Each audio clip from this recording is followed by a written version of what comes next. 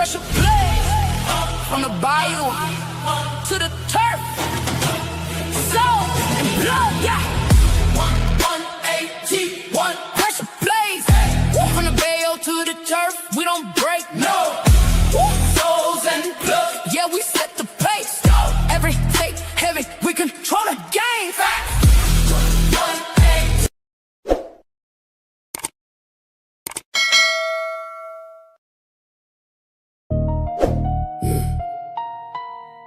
Season back, pressure back, souls, plug, Talk heavy. talk heavy. New season, new smoke, everybody gotta prove it. Big stage, bright lights, now show me how you move it. Sunday night, recap, break it down, no excuses, live play, by play. Every drive, every movement, who built for the pressure, who fold when it's hot, who really a contender, who just talking a lot. From the bayou to the turf, yeah, we cover every spot. Football ain't the only game, we talk everything that pop. Kick out, chin strap, whole city on edge. One loss, turn the favorite to a coach on the ledge. The vision on the line, everybody want the crown, but that preseason hype get real quiet when it count. Quarterback, controversy, somebody losing their seat.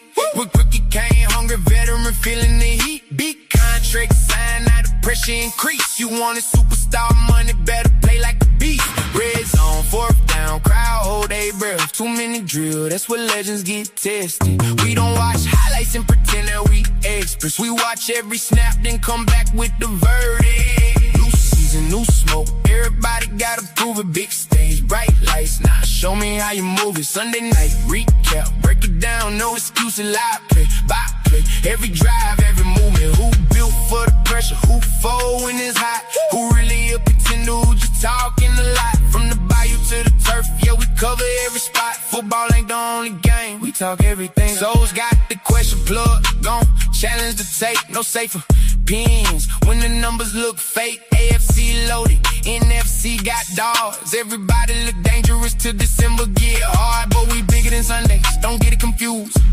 NBA, college, boxing, breaking news. Trades hit the wire, we already on goal. Playoffs get crazy, we already know. No cheerleading, now we call what we see. Your favorite player struggling, say what it do. Your team go crazy, give credit where it due. Your sports talk for people who actually watch too. Live play, by play, lock in. Sunday recap, lock in. Division picks, lock in. Breaking news, lock in. Who got names? Who got names? Who got names? Who got next? Who got next? Who got exposed?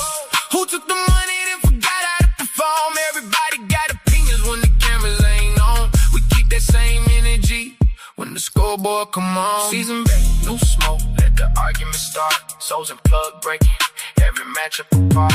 Every score, every story, every name, every sport. From the bayou to the turf, we talk what really matters.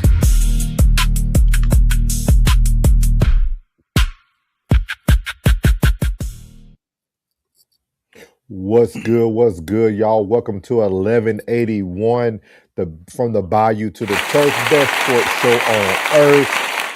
We back. You might well call it a new season because the football season is upon us. So it is a new season now. So I don't know if y'all, we got the new track for y'all, man. Something new for the 1181 season going into our weekly live play-by-play. What's up, Soft Rain? What's up, Jen in the building, man? How you doing, Big Plug? Man, I am excited, man. The season is back. This is the first episode after the first week of preseason. Welcome to the locker room. Yes, sir. We got a lot in store for y'all today. Today might be a little lengthy one once we get into, because we're going to be talking about some divisions. We're going to be talking about all the divisions today. We're going to be talking about some of the rookies too that has already performed this season.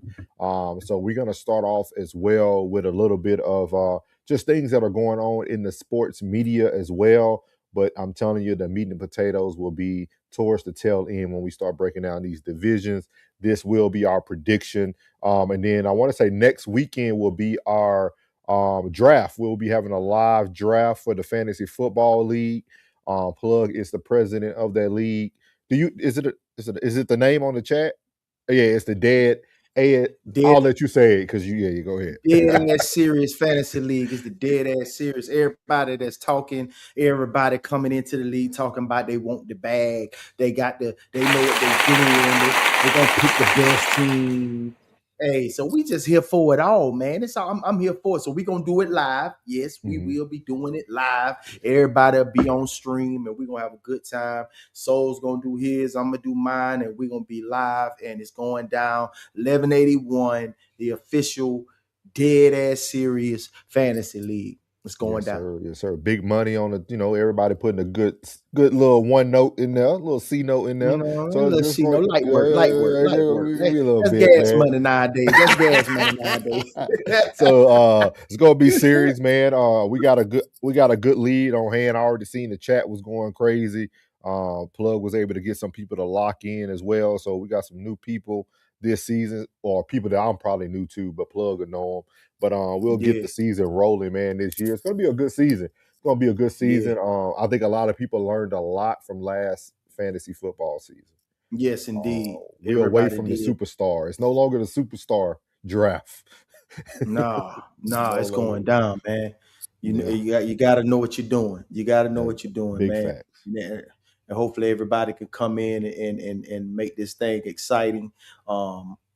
I'm not implementing too much more different. You know what I mean? But if your player, it's gonna be one thing. If your player's on Prize Pick and he's that play, and your player happens to be that one on Prize Picks, and if they happen to hit for the biggest points for that week, you know what I mean? The commish gonna do something for you. You know what I'm saying? The commish gonna do something for you. Okay. So exciting. So if your wide receivers, that wide receiver that's on your team that happen to have that week where their points is low, you know what I'm saying? You know how they do on Prize Picks. If your points are that low, then if your player is that number one, like say if it's a wide receiver, or running back, or quarterback, if he happens to have a phenomenal game, he outpoints everybody, then I'm gonna have something for you. You know what I'm talking about? Maybe a gift card, maybe some cash, Apple Pay, or something like that. We're gonna keep it. We're gonna keep it jumping this year, man. It's gonna be, but the point values is gonna be lovely. You guys gonna love it. It's gonna be competitive. It's gonna be nice. Yeah, that's how you keep people coming back, man. I tell people, a lot of people take fantasy football lightly, but if you really want to get something going and you can actually take the money up every year, man. People will really stay as long as they know they're competing for something outside of it as well. So it's going to be a good season, man. It's going to be a good season. So we got our draft next Sunday. It'll be live, Sunday. So y'all will see it right here on 1181. We'll be going live, talking noise. Hopefully we can get some of the boys on here too. They coming. We can get them. We 10 deep, so we can get 10 on the panel, so we straight. Yeah. So y'all should see it, man. Y'all should see it first, man. So we're gonna get right to this thing today, man. We got a new little opening for the new football season, and then we're gonna get into the news, man. So here we go. Season back, pressure back. Souls, plug, talk heavy. New season, new smoke. Everybody gotta prove it. Big stage, bright lights. Now show me how you move it. Sunday night recap, break it down, no excuses. Live play by play, every drive, every movement. Who built for the pressure? Who for when it's hot? Who really a contender? Who just talking a lot? From the bayou to the turf, yeah, we cover every spot. Football ain't the only game. We talk everything that pop, kick off, chin strap, hold.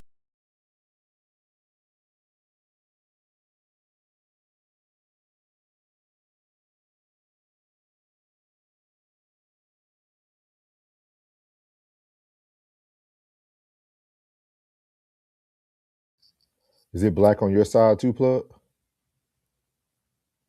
Stream, y'all acting up today, y'all. They acting up. There we go. You hear me? You can hear Plug? Yeah, loud and clear. All right, man. Stream, y'all acting up today, man. It went all straight black screen over here. So as y'all see, we're starting off with the first topic of the night. Jayden Daniels sends a cease and desist letter to LSU, and we're gonna have none other than Nightcap cover this for us, and then we're gonna give our opinions on this tonight. So here we go. Informed LSU that it can no longer use his name, image, and likeness in a cease and desist letter. The issue stemmed from LSU allowing cornerback DJ Pickett to wear the number 5, the same jersey number Jayden Daniels wore when he won the Heisman Trophy at LSU. In a statement, the Daniels family is deeply disappointed and feels profoundly disrespected by LSU's decision to give Jay's number to another player. Jayden and his family had every reason to believe the number would remain meaningful part of LSU's legacy and would be honored and protected in recognition of his extraordinary contributions to the university. Ocho? Yes. What's going on here? I mean, I kind of see it, Uncle Joe. My understanding, I think maybe how many players have won the Heisman Trophy at LSU, if I'm not mistaken? Three players have won. Billy Cannon, the Galloping Ghost. Yes. Joe Burrow, 2019. And then Jayden Daniels. Obviously, with those three, image, name, and likeness, it should be restored based on what he's done. The great ghost. Historically, for that entity in general, you would think the number would be retired. But in a sense, I hope that everything gets resolved in a what's the word I'm looking for? In a respectful manner. Because I think at some point maybe they are going to retire it, but I'm not sure whether they would allow someone to wear that 5. Huh? I'm not sure why they would allow someone to wear that 5. It makes no sense to me. And the person that is wearing it, I'm not sure what his name is, but now he has big shoes to fill, even one to follow in the footsteps of what Jayden Daniels has already done. He said he was promised that number. He said if they told him if he comes there, they would give him that number. So they use it as a ploy to get a player to come there. Hold on. But didn't he play there last year, Uncle Ocho? Yep. He wore 3 though. Yep. But he said he wanted that number. And a new coach came in, but you got to realize, hold on, Brian Kelly he recruited him, got him from Arizona State. Brian Kelly gave him his word. And so when Lane Kiffin came in, he told Lane, they promised me this number. Lane okay, you can have a number. But as a player, understanding the significance of the 5 and with the person that wore the 5 and winning the Heisman and what that means, if anything, if I'm Jayden Daniels, I understand, but I would rather the school respectfully want to honor and retire my jersey instead of me having to send a cease and desist. So we're gonna stop there. What's your thoughts on this, Blood? Jayden Daniels sends a cease and desist letter to LSU. I don't think I ever seen that done before. Man, let me tell you something.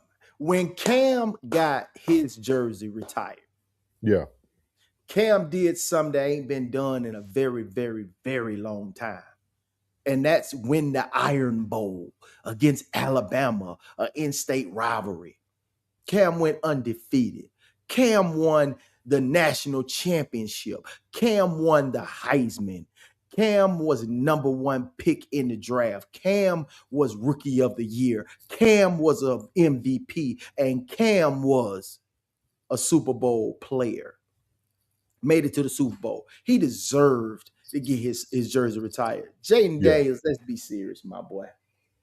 That's a great honor to get your jersey retired. That's cool. But, bruh, if that's the case, Burrow need to get his retired too. Nah, bro. I don't think that Jayden Daniels, in my opinion, deserves that recognition to be. Nah, it's way too much talent that it came through LSU. You trying to tell me you are the number 1 player to ever wear the gold and purple? No, and you're an LSU fan yourself. Like, bro, what's your take? I don't think I'm gonna be honest with y'all. I don't think no collegiate number should be retired. I don't care how great you are. I disagree. Now. Go ahead. I feel like when it comes to college, you already have all these kids who got these superstitions coming through their high school. Now the coach is trying to sell them on the new number they've been playing. Like, I just feel like college isn't the place to really retire jerseys. You know what I mean? If you want to put their number in the rafters, that's cool. But I don't think you should retire a jersey. I'll be honest. Should nobody wear 15 at Florida? Tebow was one of the greatest Florida players to come through there. And I say that. Like, I don't think nobody should wear 15. And if you are a quarterback and you happen to wear 15, boy, you got some shoes to fill. I don't think nobody should be wearing, you know what I'm saying? I don't think he should be wearing that number. I don't think nobody should be wearing that Auburn number 2. Just like Carmelo jersey.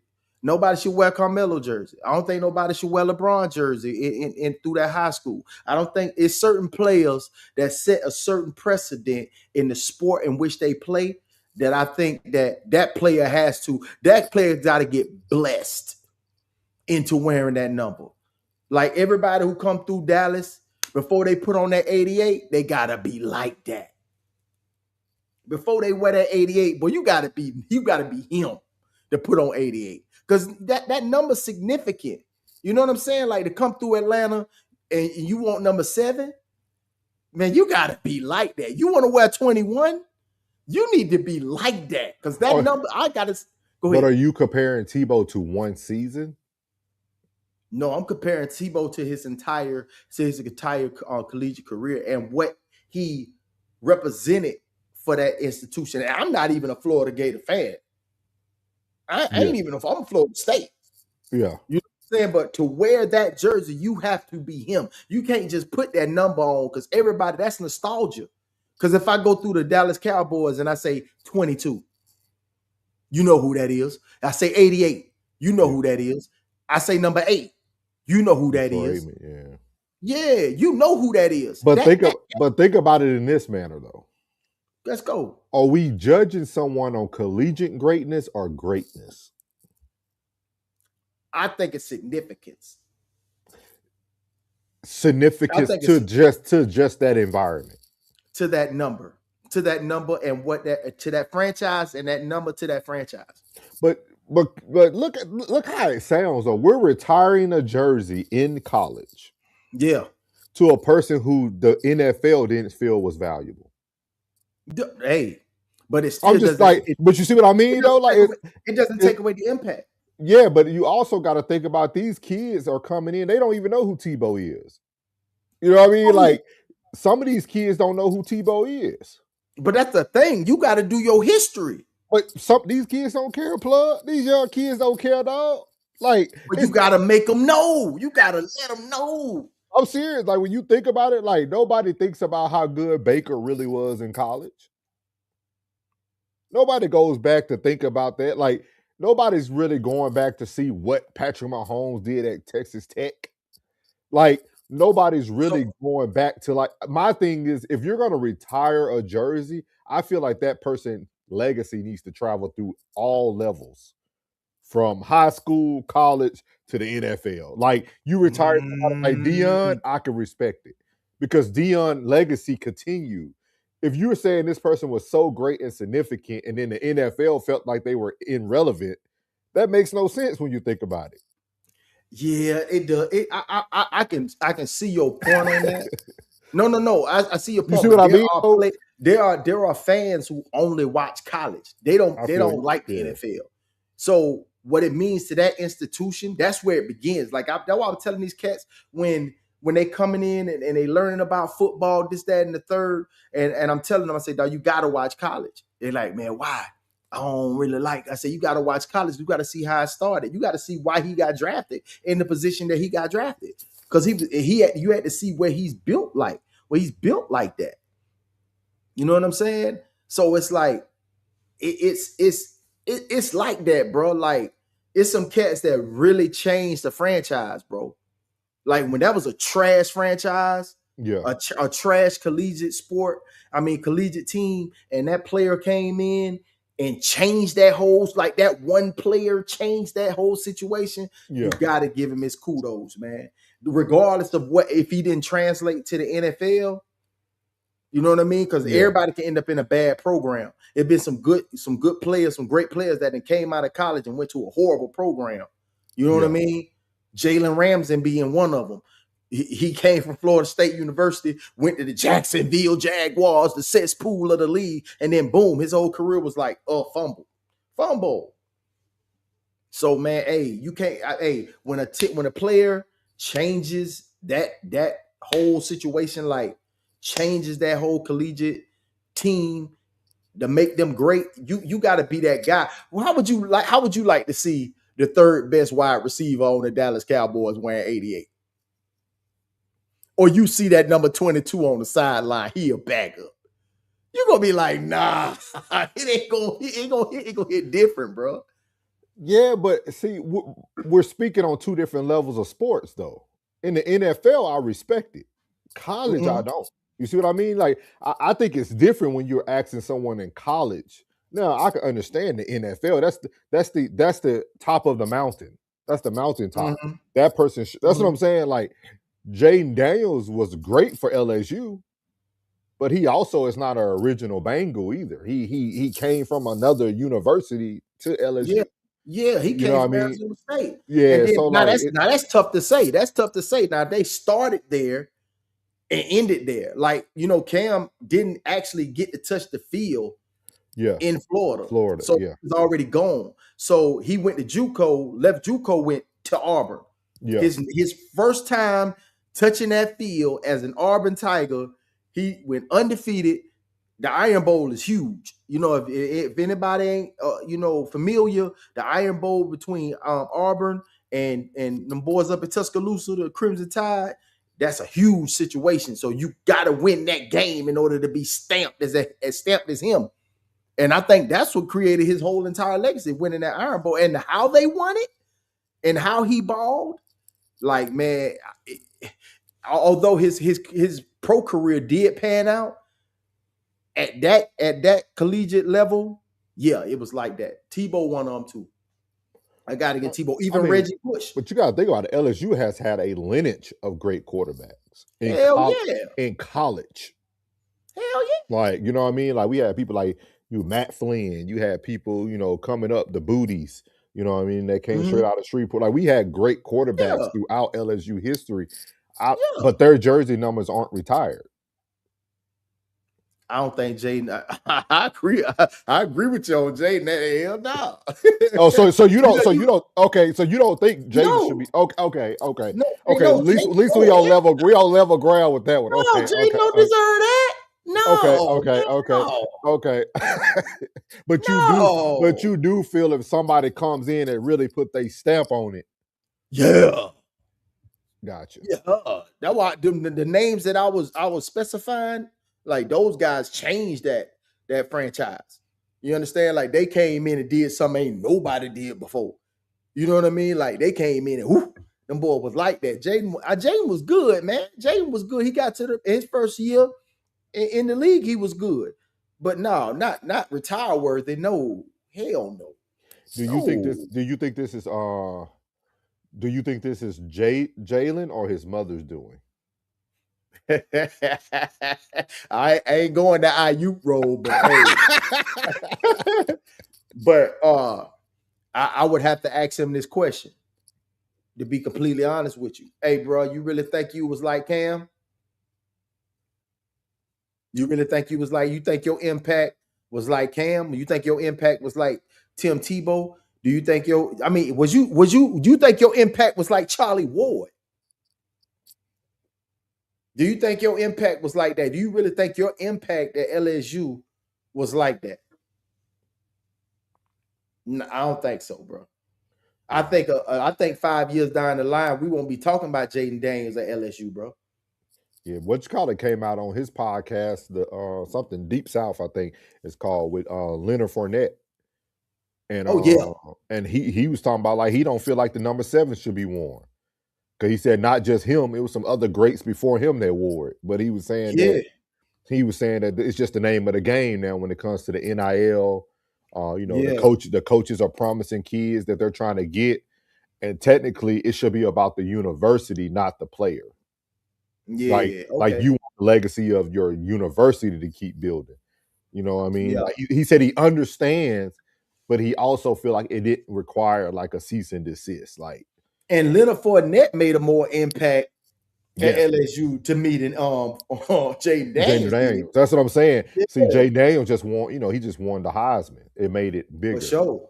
You know For what I mean? sure. Okay. For So sure. we technically on the same ground. We on the same page. We're on the same page. We're on the same page. I got you. Because at first I was like, because I'm like, man, you wouldn't be able to have a college roster.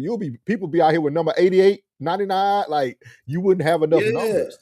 Like you got to think when they think of that specific collegiate team, do they think about you? They're gonna think about LSU in totality. It'll be Burrows before Daniels. Man, because man, you know how many great wide receivers, great middle linebackers. Jamar Chase, yeah. What, man? There's so many great players. We had some And of the look who you greatest had, some boy. D-backs too. Odell Beckham, Yeah, Jarvis yeah. Landry.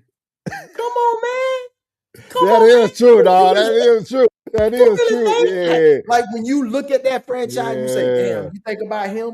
When you think about Florida State, you think We about had one of Deion the best. Sanders. We had one of the best white running backs named Jacob Hester. I remember Jacob Hester. He played for he died in Cleveland. Yeah, you know, he from Shreveport, Louisiana. He from Shreveport. Yeah, he died in Cleveland. He back in Shreveport. He got like a business out there. But Yeah. like so, yeah, you right though. Like you right. Like Yeah. Morris Claiborne. Y'all one had of the- some beats come out of Yeah, LSU, man. yeah. Man, Kwan Alexander, Alexander, yeah. Devin White, Yeah. Super Bowl champion. What you talking about, man? Y'all had some beats come out of there, man. I'm talking about from all positions. That's crazy. Just the history alone made Jayden Daniels thing look bad. Just the history of LSU. Super. When I first heard it, I was like, what? I was like, no. Yeah. No. You don't even stand out like when you do talk about like you talk about Miami University, Warren Sapp, Wolford, Ray Lewis, yeah. Ed Reed. Michael Irvin, got to name him again. Michael Irvin, Willis McGahee. Yeah, I was never say y'all had Willis McGahee back there. Clinton Portis. Yeah. Clinton Portis. Them boys were stars. Hey, don't forget about the Great White Hope, Ken Dorsey. Hey, Ken Dorsey. Hey, don't forget about the New York Giant tight end, Shockey. Yeah. Yo. So when you think about that, when they think about that school, that particular school, do they think about you? That's when you know. That's when you know you're good. When you can sit here and rattle off people that nobody's thinking about, like nobody's thinking about like Untrail Roll at Florida State when he wanted to go be. He's a doctor now. Ooh, I think the whole roll crew. Yeah, I mean, he chose to be a doctor over football. You know what I mean? Like we don't even think, man. Yeah. I'm telling you, man. Yeah, y'all, hey, with Peter, NFL or NBA. You had one of the greatest athletes ever, Peter Warwick. Peter Warwick. They didn't even know what to do with him when he got the pro. They like, what position can we put him at? Put him anywhere. Well, football used to be, man, football was different back in the day. It was, man, because people really played for the love of the game. Like they really played for the pride of their city. They really played for the pride of the school they came from. They had legacy, man. It was some dogs back then, dog. Yeah, now these boys on the trading block. You know what I'm saying? They on the trading block. They they looking for a new contract, more money. You know what I mean? I ain't taking nothing away from the NIL. Y'all know I ain't taking nothing away from the NIL. Let them boys get paid. You understand me? Pay them like they weigh. But at the end of the day, I'm like, man, hey, listen, man. When they think of your school, do they think of you? Man, if you don't think they think of you, got it, man. It's over with, man. Yeah, that's deep right there. Like I could picture the Miami team. Like I can see the roster. Like I can see they still play their highlight games still to this day. Yeah, I can see. That's crazy, man. Y'all had some dogs. Yeah, man. Yeah, man. Florida State had some dogs too. Oh yeah, the whole state, bro. What's up, Gun Show? Welcome back, big dog. We appreciate you being part of the Raw Society Network, man. We appreciate you coming to every show. Thank you, boss man. Appreciate you, brother. He said, I think if a player did something spectacular over 4 years, then I can see them wanting to retire the jersey. Okay. I think everybody kind of on the same page. Tom said, if I did something extraordinary on the football field, it's up to the school to want to retire the number. I would never tell another player that he can't wear the number. That sounds like mommy issues. Yeah, that's like putting your name on the orange juice. Yeah. He said Cam Newton has a statue at Auburn whose number deserves to be retired. Yeah, facts. Yeah, man. Hey, Gunner said the same thing you said, but he said, nah, so I can't agree with you on this. Yeah, man, because like Cam, I'm telling you that Iron Bowl is huge. Like that Red River Classic here with Texas and Oklahoma, that shit huge, bro. Yeah, he said they retired jersey based on what they did in college. Tom said we going to make retiring a jersey a NFL Hall of Fame type of thing in college. You do something great for the school, you retire the number. See that? You can't do something 1 year for a school and then think your number should be retired. I agree with that. Nah, can't do that. But Cam did. But Cam did something huge. Yeah. He said Miles said with the criteria, some colleges would run out of jerseys. Yeah, that's big facts. He said, no worries, souls, and great conversation. Appreciate you, big dog. Welcome in. Rain said, if you're new to the 1181 Pressure Plays, make sure you hit that subscribe and turn on those notifications. Appreciate you, Miss Rain. Miles said the Big Ten and SEC would have 3-digit players on the field. Hey, big facts. He said, Gun Show said the 3 or 4 spectacular years at the same school, breaking records, then retired in Jersey. It should be an okay conversation. I feel you on that. Miles said Cleveland is a purgatory. he talking to Gun Show. He said that was before the PED policy revisions. What's up? What's up, Joe back in the building? He said, heck yeah. He said, heck yeah, you don't deserve that at all. I do respect his decision, but he is wrong for that. He said Jayden Daniels got to give back the team that made him. That's just me though. Yeah. I think everybody agree on the Jayden Daniels part. Yeah. Yeah, definitely that. Definitely that, because you wouldn't have got that. None of that would have happened at Arizona State, my boy. That's big. You came into a fantastic team. You just grow up to a good team, a fantastic team. Yeah. So yeah, man.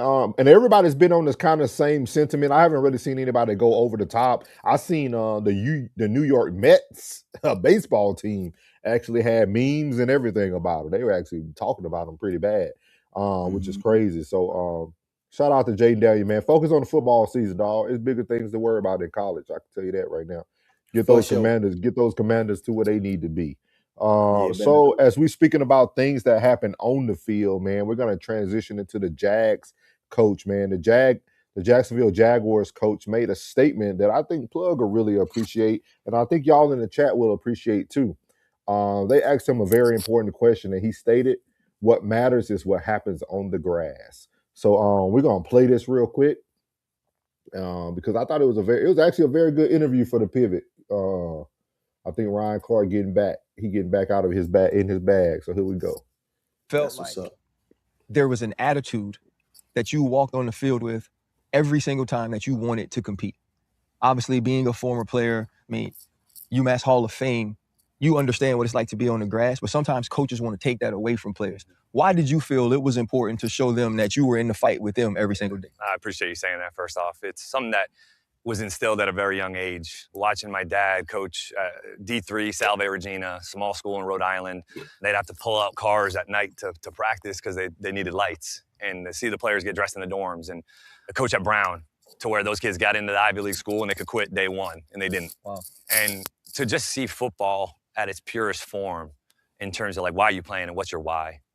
There's a million reasons, right? But like, I want at some point, I want a player to like, all right, when I'm run out of whys, damn, my man, look over the fourth quarter and be like, man, I want to also do it. He talked about that in the interview too. For him, because they know that we got their best interest in mind, both on and off the field, and it's a little bit more than just a X and an O, and you're not a line on a piece of paper. Yeah. Like I would never want to take your creativity away as a player.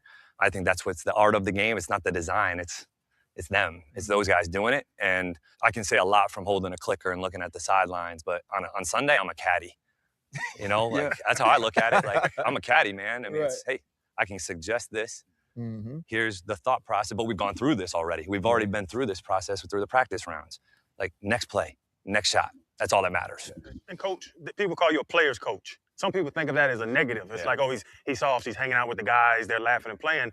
And then the other side's a dictatorship where I'm here and y'all are working for me. Totally. You seem like you have how did you find that middle ground of being cool with the dudes, but when I say something, tighten up. Right. Growing up in the Northeast in small school football, I mean, there's a lot of D2, D3, FCS up there. And the only big programs are BC, Syracuse, UConn, and like, it's hard up there. I mean, the football, the day-to-day, what you get, the gear, you know, the work, I mean, still long hours, still all the same, and you just don't get the same. And so to have a connection and a belief with the players and have a relationship, you learn how to work hard. I learned at a young age how to work hard. When I got into the profession, 2010, 16,000 no bennies, you're the grunt. You're doing video, so you learn, do you love this or not, right? Yeah. And then so you learn how to hold a standard. All right, these are some standards, but like, what are the things we're going to really pick on? Like, do I care as much what they're wearing on the plane to the game, or what matters on the grass? Yep. Like the standards of how we really want to operate, and what are those pillars? Well, does it affect the grass or not? Mm-hmm. And if it doesn't affect the grass, like, I'm cool on it a little bit. Like, I don't need to control all that or feel like I have to have power over what they do and dress and say. And it's like, man, does it affect the grass or not? And so that's where I feel like maybe that comes into play. Yeah. So I want to stop there, man. I thought this was the most intelligent coaching conversation I have heard in a long time, man, because somebody, for those who don't know, I'm a huge Coach Prime fan, huge Colorado Buff fan while Coach Prime is there.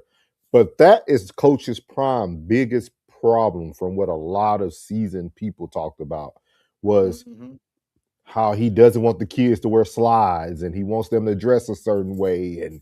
And a lot of players leave because some people might look at it like they don't want structure. But it's kind of like, does any of this matter when I'm out here getting 6 sacks a game, 2 picks? Like, and I thought when I heard that, I was like, man, this is a real coach, a player coach. Like, he really only cares about the outcome. You know what I mean? Like, all the other stuff don't really matter. And it makes you feel good for Travis. I think Travis got lucky and went to the right place. You know what I mean? Somewhere where he could do all his dancing on the field and have his personality. And so what are your thoughts about that, Plug? He said, well, only thing that matters to him is what matters on the grass. Yeah.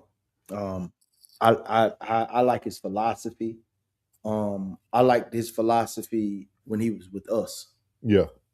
I was hoping that he would be our head coach. You know what I mean? Like, please just take the job, because I know Todd on his last leg, and please just take the job back. But I like his philosophy, man. Being that he is a white head coach and Coach Prime is a African American head coach, a black head coach, he's trying to instill the qualities of professionalism and how the world views them. But he's not thinking about it like that. He's thinking about the world's going to view you how you play on that field. Yeah. And both philosophies work, but I think his will work better. His will work better because, it's all it's about. Like, nobody, like, to be completely honest, like me and you, yeah, we report on it, but we don't give a damn what happens off the field. We want to see that you get in between them white lines, man, and you give it up every Sunday, every Saturday, every Monday, every Thursday. We want to see you give it up because we're here. We spend our money on merch and tickets and apps to watch these games live. You know what I mean? We spend our hard-earned money to watch you get busy, and that's what we want, man. And he has a great philosophy, man. They inherited a great coach, man. I'm nervous for the state of Florida because they've been the cesspool for a long time, and I think with his philosophy alone, him and Ben Johnson, those are 2 coaches in the league that I feel put in that work. Yeah, like they live in that facility. You want to come see me, man? Come to the field. That's why I be come meet me in my office. That's why I be. And that's the head coach. That's a head coach. He's a head coach, bro. For real, for real. So I'm trying to look up this gentleman's name right here. You probably know. So have you been watching Hard Knocks? No. Okay, so the Hard Knocks is with the Seahawks right now this year. Yep. And I would highly suggest that you go watch episode 2. So the Seahawks in episode 2 just tried out Tyron Arnold, the gentleman who got arrested. Y'all remember that guy? Terrion Arnold. Terrion Arnold. Yeah, the one who was having the legal issues. And that Detroit release. They literally had this everybody go watch it. You get to see how GMs and them really think. They said, hey, I've been doing research all morning to see if there's another player that had the same issue that had a second chance at football. Like, they were strategizing how they're going to speak to the media about bringing this guy in. Because they were like, hey, he a dog. He was a great player for the Detroit Lions. They just let him go. And don't forget that Nick Saban did step in and give a character reference on him because his wife absolutely, like, that's their child. That's their kid. That's their son. Know what you call it? They actually spoke with Milroe too, because the quarterback that played with him at Alabama. I just said that last night. I said I bet Miro got something to do with they that. Did. They're talking about this, guys. You get to see the behind the scenes, dog. And what this coach just said is what really matters. What the person does on the grass. And I think it's going to be very unique because I don't think nobody really has. I don't think people are following Hard Knocks like they used to because people really aren't excited about the Seahawks. But with that being said, I think everybody needs to go watch it because I think people are going to start seeing another side of the sport. And what he said is what real coaches really are looking for. That's why you get the people like the Sean McVays that'll go take a chance on any star. They don't care if it's just 1 year, one big contract. They'll pay the money because they know what you do between those lines. Yes, and so it was super dope to watch it on Hard Knocks and watch the GMs literally sit there and be like, bruh, who can we say that this compares to? Like, they literally was talking like, hey, man, what story, man? I've been looking all night, man. We're going to bring them in. We're going to try them out. So I will tell you guys, man, and I think this is a great story of second chances because talent will outshine your problems sometimes. But you must be prepared when it comes to you. So shout out to, how you say his name correct? You said Terrion? Yeah, Terrion Arnold. Terrion Arnold, man. Hopefully you get your second chance, man. He looked amazing on Hard Knocks. He's still in shape. He looked like a unit. I mean, he like, so hopefully he gets an opportunity. You know when folks get in trouble, bro. They lock in. See, now you're going to leave them buddies alone. See, now the words that everybody was telling you to do, now it's starting to click a little bit. Yeah. It started to click. Yeah. But I think this is a huge lesson. I hope a lot of younger kids watch this interview. And I think sometimes you just got to get the right leader. That's all. You got to get the right leader, man. That's what been affecting Shedeur, which we're going to talk about next. Just not having the right leaders. Because if Shedeur could have went to a place like this where somebody said, hey, I don't care if you rap. I don't care what you do on your off time. As long as you come in here and you dropping them dimes when you throwing the ball, that's all I care about. And that's what a lot of these players are missing today. They're missing people who allow them to be who they are and authentically who they are. So I just thought it was an important message, man, for sports as we move on. But I would highly encourage you guys to definitely watch Hard Knocks, man, so y'all can really see the minds of people who want to win. Winners think differently. Winners will gamble more than the people who are okay with being comfortable. That's real. So just something to think about, man.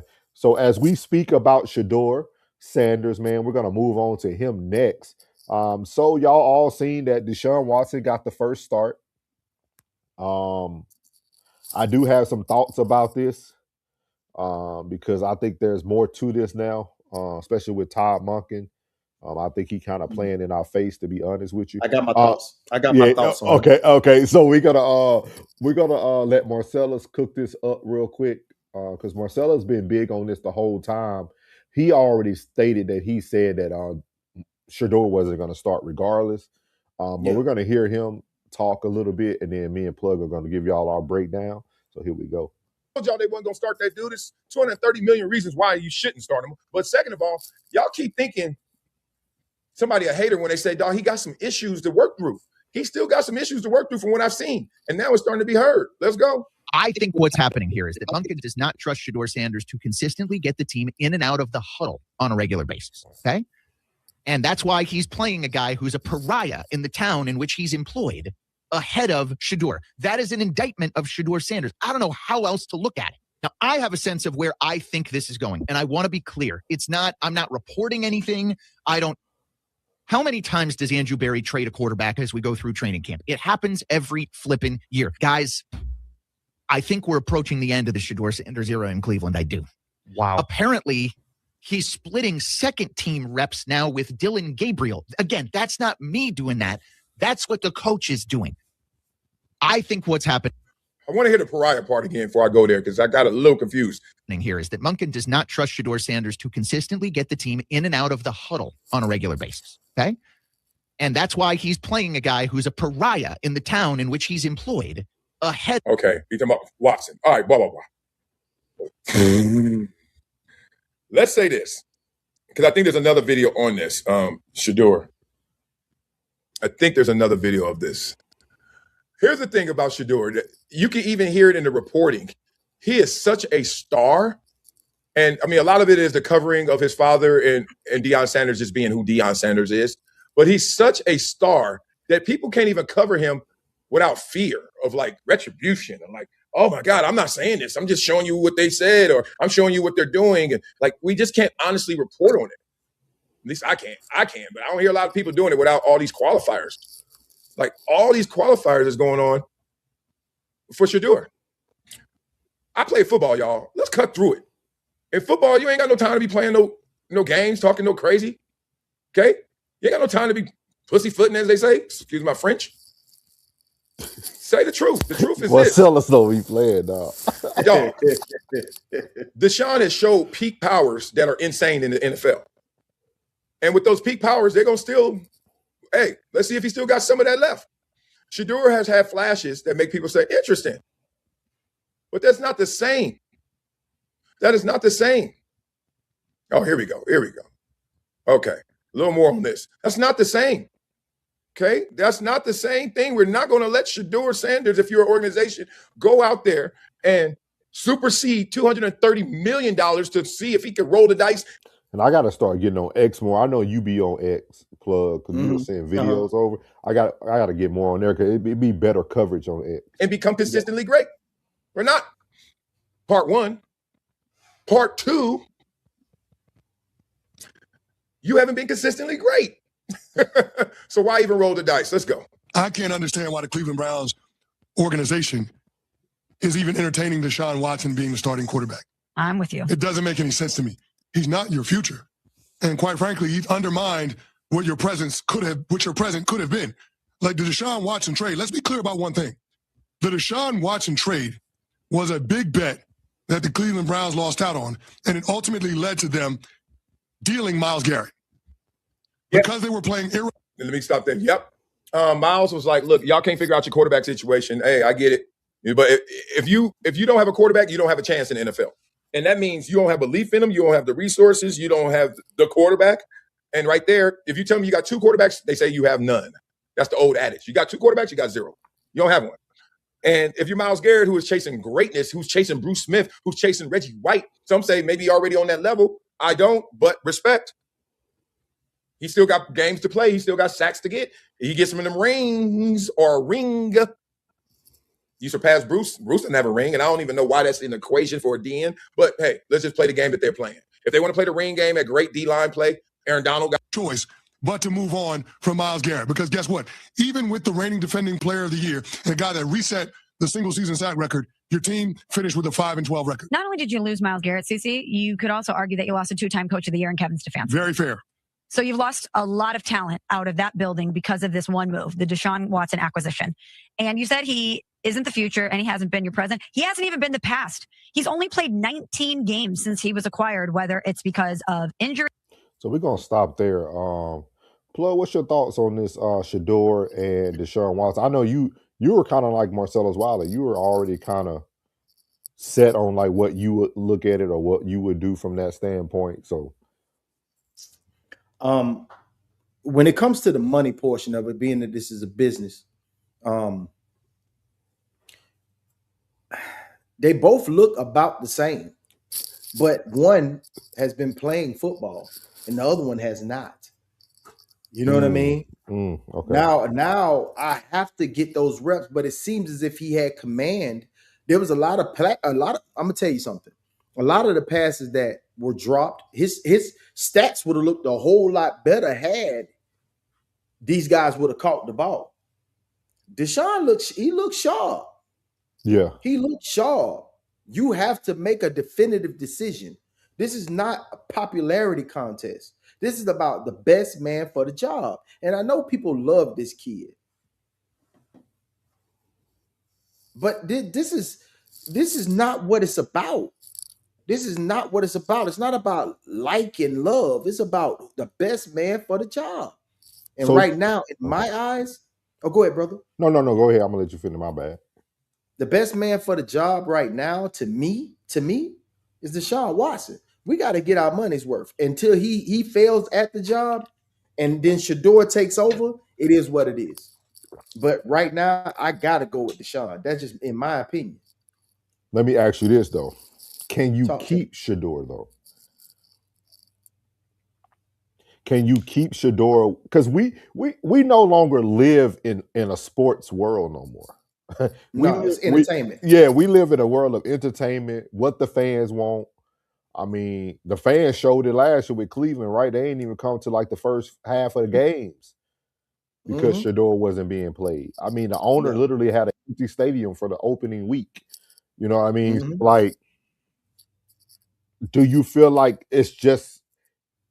I feel Shador needs to leave because I'm a Shador fan. Yeah. Like, I believe that too. I think Shador is a great player. He can control the game. He'll be a great manager. He's going to make some young mistakes. He's going to throw a pick every now and then, but I think he can really control a game. Like, I think, again, like right now, I think Shador could have went somewhere like Minnesota and been great. Give him those top receivers, a decent O-line. Like Minnesota. You could have sent him to Arizona. Like, but Carson Beck looks seasoned over there, right? But you see what I mean? But Carson Beck got into a great situation. Like, so to me, Shador needs to go somewhere where he can be in a better situation. Like, look at the Raiders, y'all. Fernando Mendoza, he looked at decent, but at the same time, nobody's expecting him to start anyway. They already made it very clear. Kirk Cousins is going to be our starter. Like, yes, sir. You see what I mean? So, like, to me, Shador is getting the short end of the stick because he's in a bad environment and he's popular. So he's getting a very, very short end of the stick. So do you think he just needs to leave Cleveland? Yes. I think it's that time. I think it's that time to part ways. Hopefully he'll get traded. Atlanta seems like a great landing spot for him. Right now, it seems like the ATL would be a great landing spot Atlanta? for him. Tua is fucking horrible. And Michael Penix. Y'all. Hey, y'all, we ain't gonna let Plug was a Michael Penix fan. He was. At Washington, he looked great. I told you he was. At Washington, he looked great. Did you see his first season? Hey, man, listen. I don't know who the quarterback coach is over there. That quarterback coach over there, but he can't go to Atlanta because Stefanski don't want him. He probably want him now. He probably say, "Damn, boy, but Shador looking real good right now with these two sons of bitches over here." Like, it's bad. It's bad, bro. And it seems as if the whole organization is unorganized. Yeah. And it seems as if they're not making the proper decisions moving forward. I think everybody's job scared. I think everybody's moving as if this is it, like our job's on the line. Yeah. And it sucks. I think Todd Monken lied to Shador a lot. I think he lies to everybody a lot. Yeah, I think even when he comes on in front of the cameras, he puts on a show. He knows how to politic his situations. And I really like don't. He's losing weight. Yeah, I really don't like it. Like when they asked him about the first time where everybody, because he's giving everybody like mixed reps. Your ones and twos are doing separate things. But at the same time, he knows who he's going to start. Politician. Yeah. He's a politician. And that's not a good position when you're a head coach, to be a politician. Like, to be completely honest with you, I'm so disappointed in the fact that there's a definitive answer has been given. You know what I'm saying? You playing with the fan base, and that's horrible. Like, stop playing with the fan base. I'm all about the fan base. When it comes down to it, you know, the players, they getting paid. Yeah. We're paying. So it's about the fan base. That's why all my jerseys got my name on the back, because I'm not getting traded. I will not be waived. I will not be released. I am a book, and I ain't gonna lie. I said I'm doing that this year. My next Cowboy jersey, I'm gonna give it. I was like, that is you got to get your name on it. That's a smart idea. That is a smart idea. You're never out of season. You're never out of season. I'm never out of season. I'm almost a year round, baby. Year round, baby. I'm here. I'm telling you, and it's like it sucks too, bro. Because I know the Shador fans out there, they really want to see this young man succeed. You understand? And I want to see him succeed as well. He just will not succeed in Cleveland. It won't happen. You know what I mean? It's gonna take an active. Well, he is a praying young man, man. You know what I'm saying? And his daddy a praying man too. So it'll take an act of God for that to work out. And we'll see how this pans out because the season is upon us. It's sad, yeah, man. Gun Show said it's hard to stay focused when everything is against you. Yeah. Yeah. He said he didn't even have room to make a mistake because he would be judged badly. That's very true. That's very, very true, man. Miles said it's the rookie contract etched in stone. He could be traded. Yeah, he could be. He always open for a trade. I think they need to. I think it's the best thing they can do for him. Somebody's campaigning for him right now. Like the person you might see getting the most reps during these next 2 weeks might be campaigning for Shador. Might be campaigning for him. You know what I mean? It's a couple of landing spots for him. They campaigning for him. They might be saying, maybe we can do something with this kid, man. They playing with him in Cleveland. He'll be a great backup for Indianapolis Colts. He'll be yes, because boy, Anthony, boy, I stand firm on that. I predicted that. I was at that game with him and Jayden went head to head, bro. Yeah, I seen it. I said that boy ain't played enough football. Yeah, he ain't played enough football, man. That boy ain't got enough experience. I'll take Shador over him all day. Shador can go there. He can go to Denver and sit behind Bo Nix. Sean Payton and Dion got a great relationship. I'm not expecting him to go somewhere and start. I would like him to be a solid number 2. And if somebody gets injured, he has a team to actually throw the ball. I think he'll be good. I think he'll be good with y'all. Who? Shador. You don't think Shador can manage? We got our boy. We got our bag up. Boy, he's solid.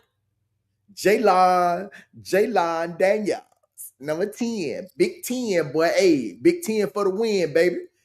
Hey, Baker, I love you, boy. Hey, let him bake, man. Let him bake. I love you, Baker. I do.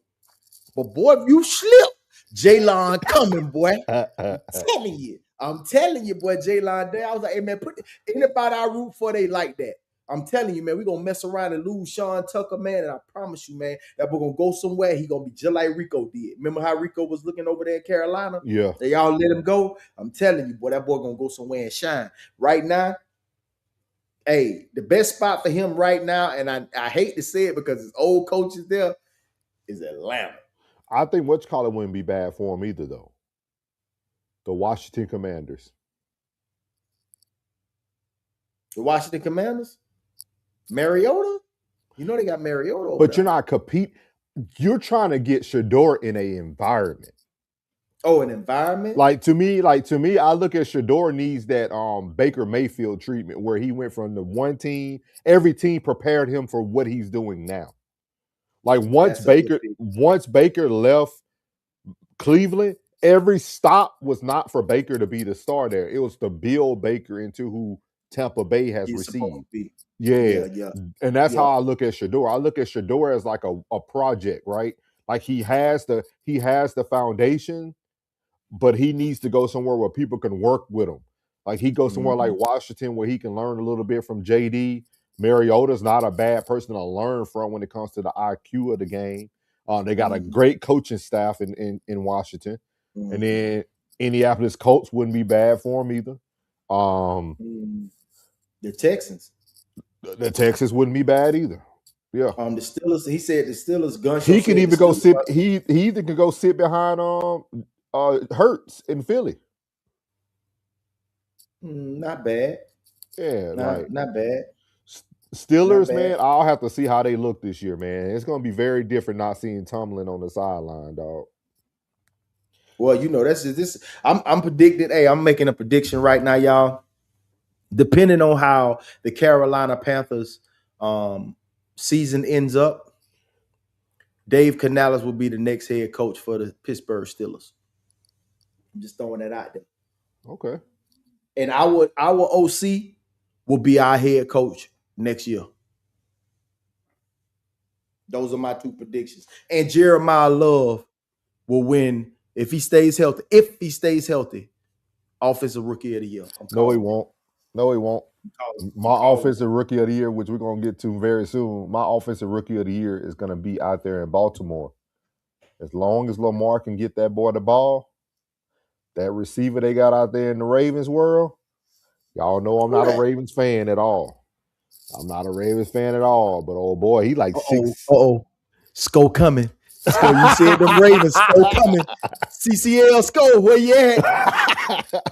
CCL Sko, where you at? So, but that's a great segue, man. We're gonna move into what a lot of y'all are gonna be waiting for. We're gonna start off first speaking about these rookies, man. Plug was able to get us a great graphic, so I'm about to get this up for y'all now. This is our rookie graphic here, man, for the 2026 NFL preseason report. Who showed up, who didn't, and who got hurt. So I'll let you go. I'll let you roll it, Plug. All right, let me blow this up a little bit so I can see it. You know what I'm saying? The eyes ain't what it used to be. All right. First, I want to talk about. Carson Beck. Okay. I want to talk about Carson Beck in the Hall of Fame game. Carson Beck looked sharp. The one thing I look at when it comes to running backs, wide receivers, and quarterbacks, defensive players, I look at them differently. I look at them totally different than I do the quarterback, running back, and wide receiver position. When we talk about Carson Beck, I'm looking at his mechanics. I'm looking at him when he was in trouble. Did he get to it? Like use them feet, get outside the pocket, his check downs, how he watches the field. And Carson Beck, they gave him 4.5 fires. Yeah. I gave him 4.5 fires. I like that. When it came to his percentage, he was 78.9%. He had threw for a touchdown. He had 188 yards. He was 15 for 19, and he did his thing, bro. He looked real sharp to me. Carson Beck looked like what I think the world thought Cam Ward would look like last year with Tennessee. Well, at the same time, the head coach, which is Matt LaFleur's brother, he's gonna be real different, and he's like second on my list to take that Pittsburgh job because I like him. I like him a lot, and the tree that he comes from, they both come from almost the same tree, but I like him. I like him a lot. If he performs, I'm gonna like him a lot. Now we're gonna go to my pick for Offensive Rookie of the Year, even though I know Ty's right there. We're going to go over to Jeremiah Love. Jeremiah Love is exceptional. Yes. He has great vision on the field. Yeah. He's got the power. He's got the speed. That spin move was epic. He got footwork like a show horse, bro. Like he is like that. And they said somebody he's autistic, but whatever that Asperger he got, pass it on to every other running back in the league because he is like that in my book. I don't even like Notre Dame. I just like Jeremiah Love. So that's my guy. He was he had 11 carries for 58 yards, 5.3. He had 3 receptions for 12 yards. So that was 71 yards from the line of scrimmage with 14 touches. You know, he had a sore ankle, which he just said, I think I did enough. Let me go sit down somewhere. Yeah. And that was his preview. Let y'all know what he got. He to test that NFL speed, and he said, "Yeah, I'm ready for that." So he went and sat down. Now go ahead, brother. Yeah, the thing that stands out to me from Jeremiah is his stature. He has he's NFL ready size wise. Yeah, and I think we don't talk about that enough for rookies. Like some people like this year, Travis looks like he's NFL size ready. He put on muscle. Yeah, he put on muscle. He looks like he's going to be able to be more. He looks like he's going to be able to be more physical. But Jeremiah already has it. He has that, like, man, he came in with that look, with that DeMarco Murray type feel. You know what I mean? Yeah, that body. Yeah. I agree with you. So I think Jeremiah Love is definitely going to be promising. Carson Beck, to me, he looked like what I expect for somebody who's that old. He's older, guys. Like for real, Seasoned. he's seasoned and he played with great programs. Georgia, then he went from Georgia to Miami. To the Miami, yeah. You know what He I had mean? great coaching. Great coaching. So I mean, he looked good. I mean, stats don't lie. 15 for 19. I mean, 78.9 completion. And then, like you said, Jeremiah Love, man, dog for sure. Now I'm gonna go to the one that was the hopeful. I'm gonna go to his I wouldn't say lackluster performance. Yeah. Because of who he's playing for. The Raiders, they trying to get it together over there. And Clint Kubiak is he's a decent head coach. I won't put him there with deletes, but he's a decent head coach. Fernando Mendoza he went 10 for 16, 97 yards, 1 touchdown. For me, I gave him the 5 flames, but he did have his, them rookie situations where he looked like a rookie. Yeah. You know what I'm saying? But I think in the next game, if they do play him, he's going to clean it up. He's going to clean it up. And but I like what he did in the 4 drives that he was on the field. I think he's going to have to learn to see the field. I think when they come out of college, so Fernando Mendoza was known for that deep out route when he was with Indiana.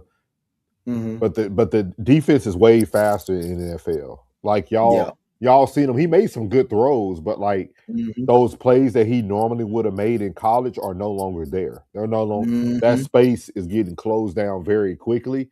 But overall, he looked good. He threw away the ball, which I appreciate. He threw away the ball every time. He didn't take unwanted sacks. He's probably about 2 years out.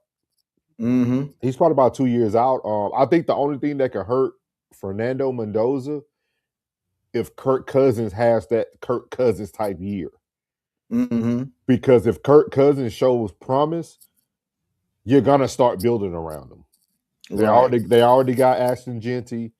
You know what I mean? Like they got a decent receiver. I forgot the white boy name that came there a couple of years ago. Is it Winfro?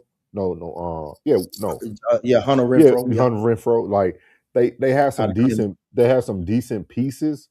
So only thing I hope is that Kirk don't be too good and Fernando really kind of just ends up riding out.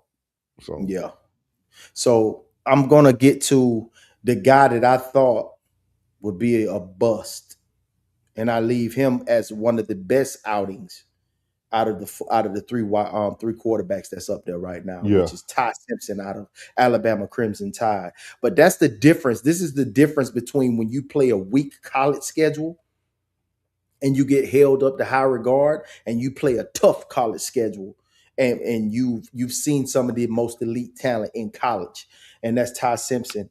And most would not would think that I would go this route and say he was the best outing for me, being that he was first, Carson was second, and Mendoza was third. I gave him the 5 flames, and he went 21 for 25, 190 yards, 2 touchdowns, 84% completion, and led the Rams to a 20-12 victory over Kansas City. He was very, very, very sound out there. Very sound out there. So I give him, you know what I'm saying? Like I give him a very, very good outing for Ty Simpson. And that's just the difference when you play a weak college schedule and you've seen the elite of the elite during the course of the year. And when you've seen that's what happens. You get a Mendoza who's not accustomed to that type of talent being played on the side of the ball. You have weeks to prepare for the talent you're about to see, and someone who comes out every week and got to see somebody in the SEC. That's just what it is. That's what you get. He got anything to say about Ty? He does. Ty Simpson, though, he does have an advantage that everybody don't have. He got one Sean of the best. Yeah, like that. Yeah, that tree that McVay came from. Hey, elite, dog. Like I'm gonna tell y'all, when somebody's elite, when you could take, hey man, because Jared Goff is a great quarterback. But McVay knew he couldn't get it done. Yeah. When it got Matthew, they got it done. Like Ty is going to be in the greatest position. This is what I was talking about for Shador, y'all.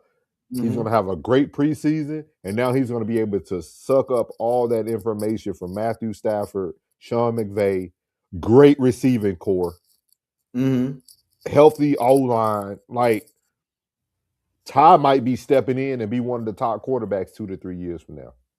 Yeah. Like, for real. Yeah. Like, he gonna be one of them ones. Yeah. He gonna be one of them ones. And now I wanna get past everybody. Yeah. And I wanna highlight this young man. I know you said something about Carnell Tate time, and I appreciate that, but he ain't gonna be able to get to see none of that shit this year. That shit over there is trash. I'm sorry.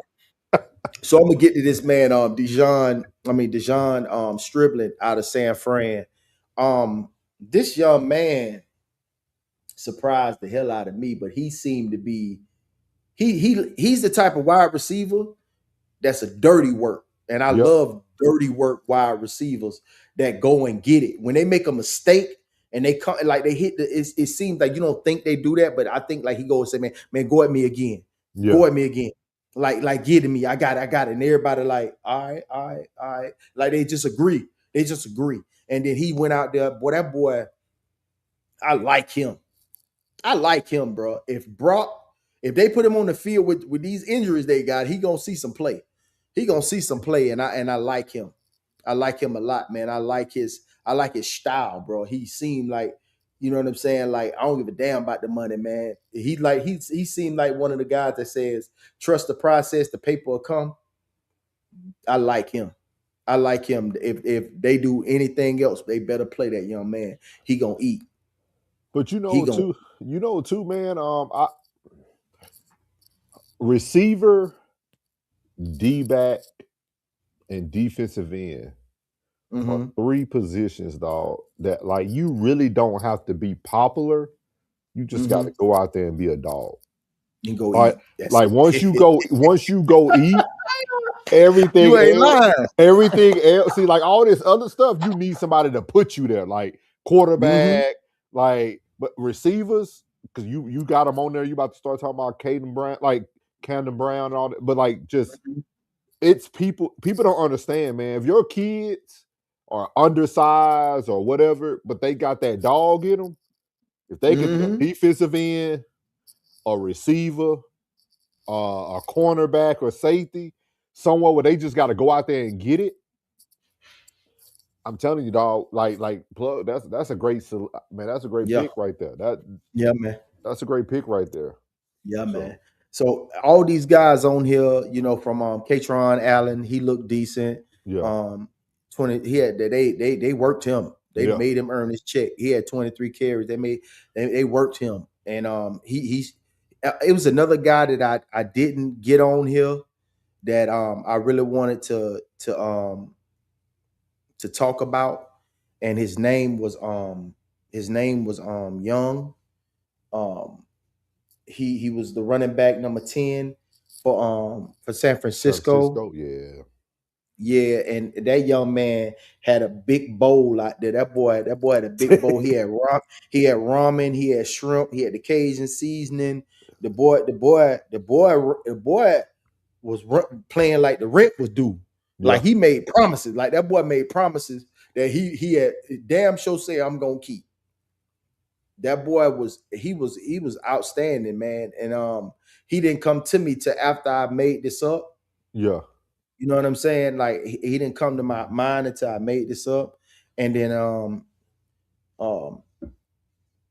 after that, I can't say nothing bad about the young man. His family was there in support. His brother was there. His brother, old lady was there. His cousin was there. His mama was there. Everybody was there to watch that boy. Yeah. And that boy felt like he was back in high school. Boy, that boy running that rock, boy.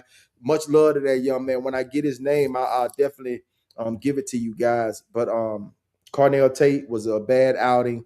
David Bailey for the Jets. Just you know, he really didn't get. I didn't really see him out there. Avril Reese. Same thing with our boy. Same thing with Malachi Lawrence. I wasn't impressed. Yeah, I didn't see. I wasn't. And he was a I wasn't dog. impressed. I'm gonna tell y'all this. They took him out after like 5 plays. I wasn't impressed with Caleb Downs. Thank you, sir. Hey, I didn't want. I ain't want to say that. And I'm a Cowboys fan. I ain't gonna lie to y'all. Like he looked at very slow. He looked at very slow reacting. Played it very safe out there, in my opinion. I think they told him how many plays he just wanted to get through the play. Because I was not impressed, dog. I know it's game 1 of preseason, but this hype that's running with Caleb Downs, that train ain't gonna leave the station very soon. Man, I appreciate you, man. Oh yeah, I gotta watch. I gotta watch them now because my heart didn't want to watch it because I hate when people don't play like the starters for at least a drive, like our offensive starters. But I was like, it's cool. I watched it anyway. But him and Malachi Lawrence, especially with that defensive-minded coach that we just got from Philly, I expect something a little better this coming week. I want y'all to be patient with us because we're gonna be patient with these rookies because we're gonna be patient with them because this is week 1. It's just week 1 of the preseason. They've been in training camp. Now they got some game time up under their belt. Now they know what to expect, and now we expect better outing. Next week when they come out. Sonny Styles, he was out there for what they say, 3. He had 3 tackles, but he had limited action. CC Managa,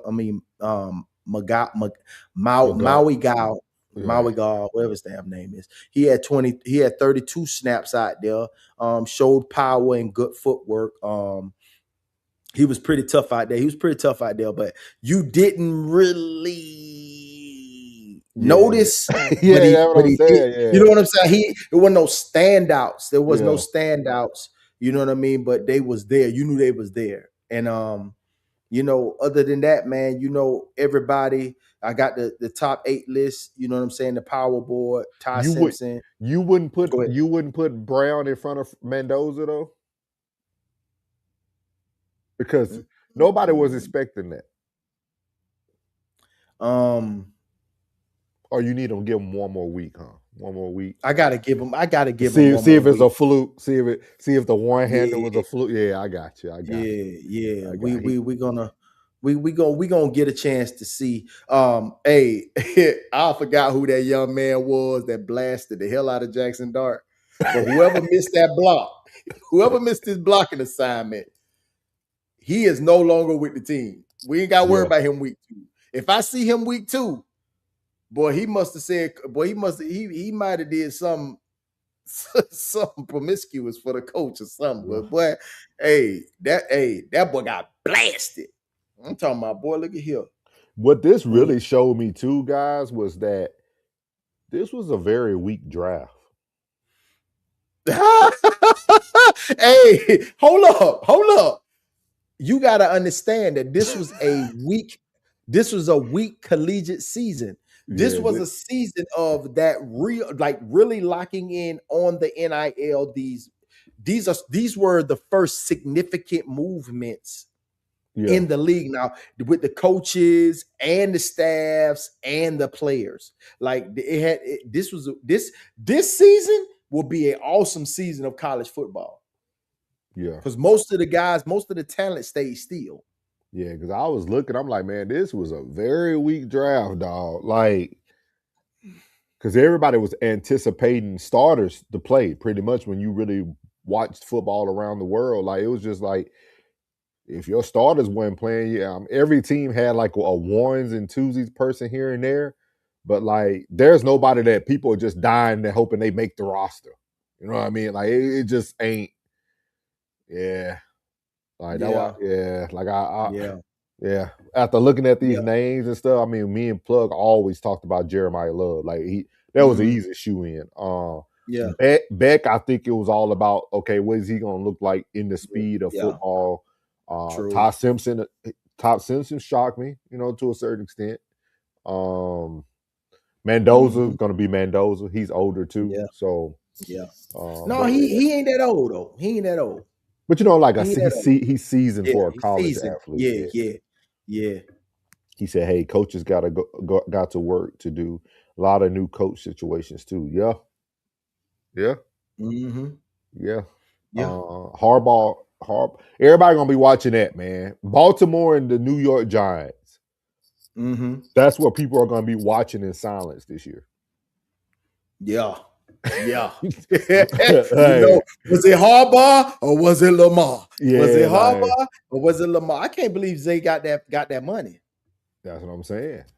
They I talked can't about believe Zay got they that talked money. they talked about that too, man. They asked, was Zay really Yeah, worth man. it? But his numbers don't Yeah. lie now. His numbers don't lie. Like his numbers Mm. do speak money. You know what I mean? His money He do better speak. earn it. He better earn Yeah. it. Especially with that other receiver they just got. She said go Ravens. Yeah. I thought CCL Sco would be here, boy. Yeah. So Mhm. we're gonna move on to this final one. It's gonna take us a little time to actually break this down for y'all, man. This is gonna be a good part of the segment. We're gonna be talking about who wins the NFC and who wins the AFC, man. So we're gonna Oh, I love this. this is another one that Plug put together, man. He put this graphic together, breaking it down. So I guess we'll go division by division and get our thoughts. That's it. We just gonna make our maybe picks. we'll do one in last. Like who's gonna win their division and who's gonna come in last.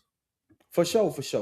Yeah. Where you want to start? You want to start AFC or NFC? Let's start NFC. NFC. All right. You want to start north, south, east, or west? We'll start north, man. We'll start north. Let's start with the north. My pick for Who the you got NFC, winning it? Yeah. Yeah, who I got winning. My pick for the NFC North. I'm gonna go with the Detroit Lions. Okay. And if somebody Rain, if you watch it, can you take these notes for us? Mm-hmm. Take these notes for us, because y'all know we're gonna have to come back here. You have to come back. Yeah, we're gonna have to come back to this. So Plug got Mhm. Detroit winning it. I'm gonna go with Chicago.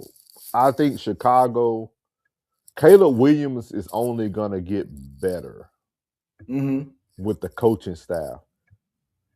But I will tell you this: this is Chicago's probably last opportunity this year. You better know it. Because that division, I like Ben Johnson. That division is getting better though. Like they're getting better. Like you think about it, Minnesota's a quarterback away. You're a quarterback away. You know what I mean? Gunn said he got the Lions winning. Okay, so Gunn got the Lions, Plug got the Lions. I got Chicago. Who you got coming in last in that NFC North? The Minnesota Vikings, without a shadow of a doubt. Without a shadow of a doubt. I agree. I agree. Unless something magical happens at the quarterback position, I definitely agree. So we're a little different on who wins. I got Chicago, you got Detroit, but then we both got Minnesota losing it. Okay. What about the South? Right. The South, this is like the worst division ever, though. Don't talk like that. You know what I'm saying? Don't talk like that. But I'm going with my Tampa Bay Bucks. My boy got a chip on his shoulders. He got a chip on his shoulder. He wanted to get paid. It wasn't about getting paid. He wanted a long-term deal. Yeah, he wanted a relationship. Yeah, that's what he wanted. So I'm gonna go with the Tampa Bay Bucks winning this. Well, I mean, my hands kind of tied. I'm gonna go with Tampa. I mean, the only other person I could even think about putting at the top would be Carolina. They ended the season very well. But Carolina, nobody's gonna believe me. Carolina is only gonna be as good as Jimmy Horn.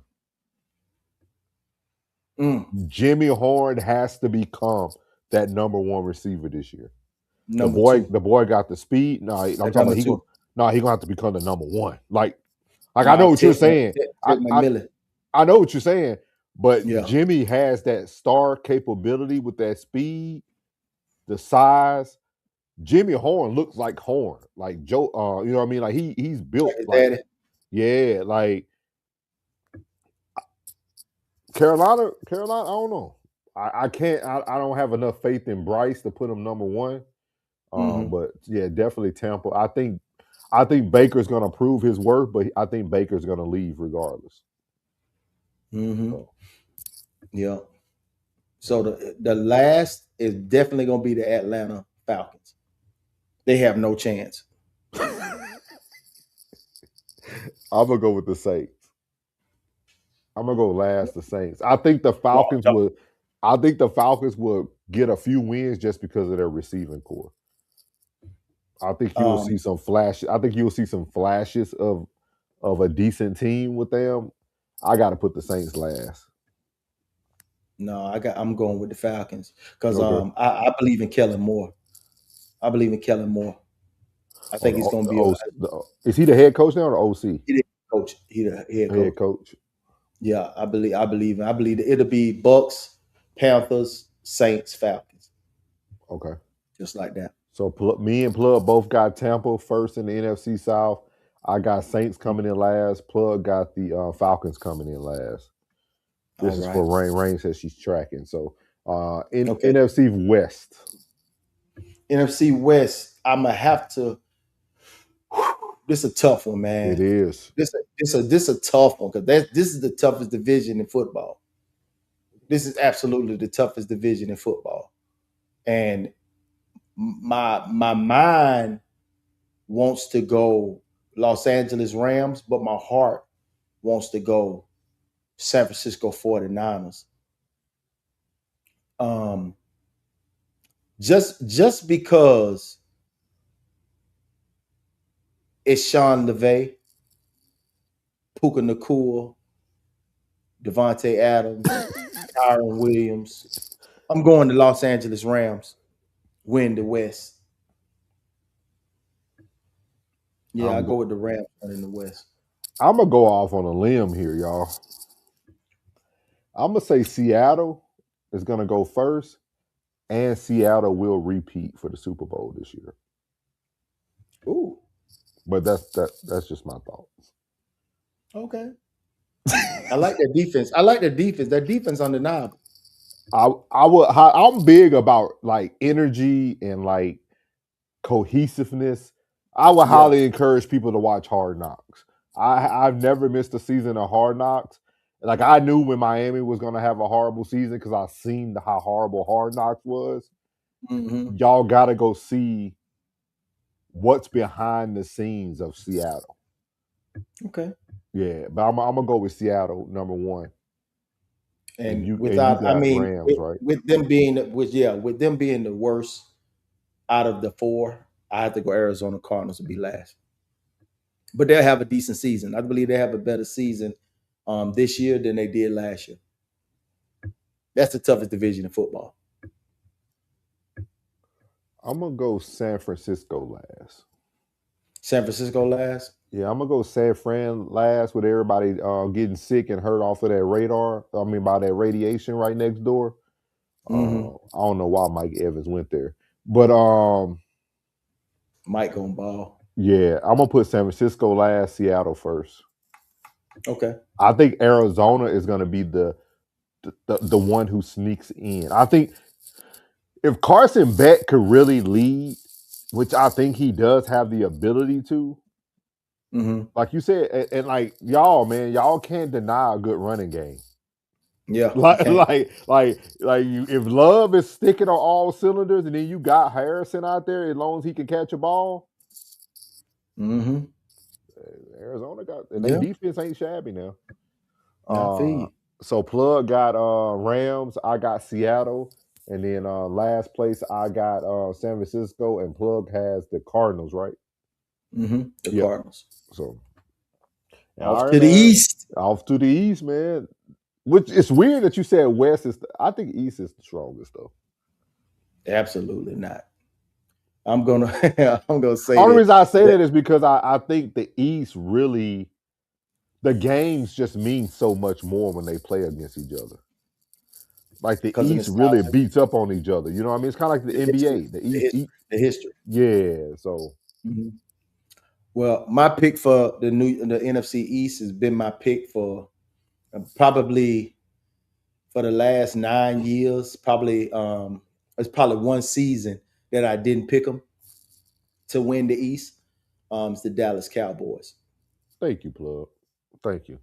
Yeah, we Oh, I'm already, realistic, man. I'm already see realistic I already see a hater in the chat.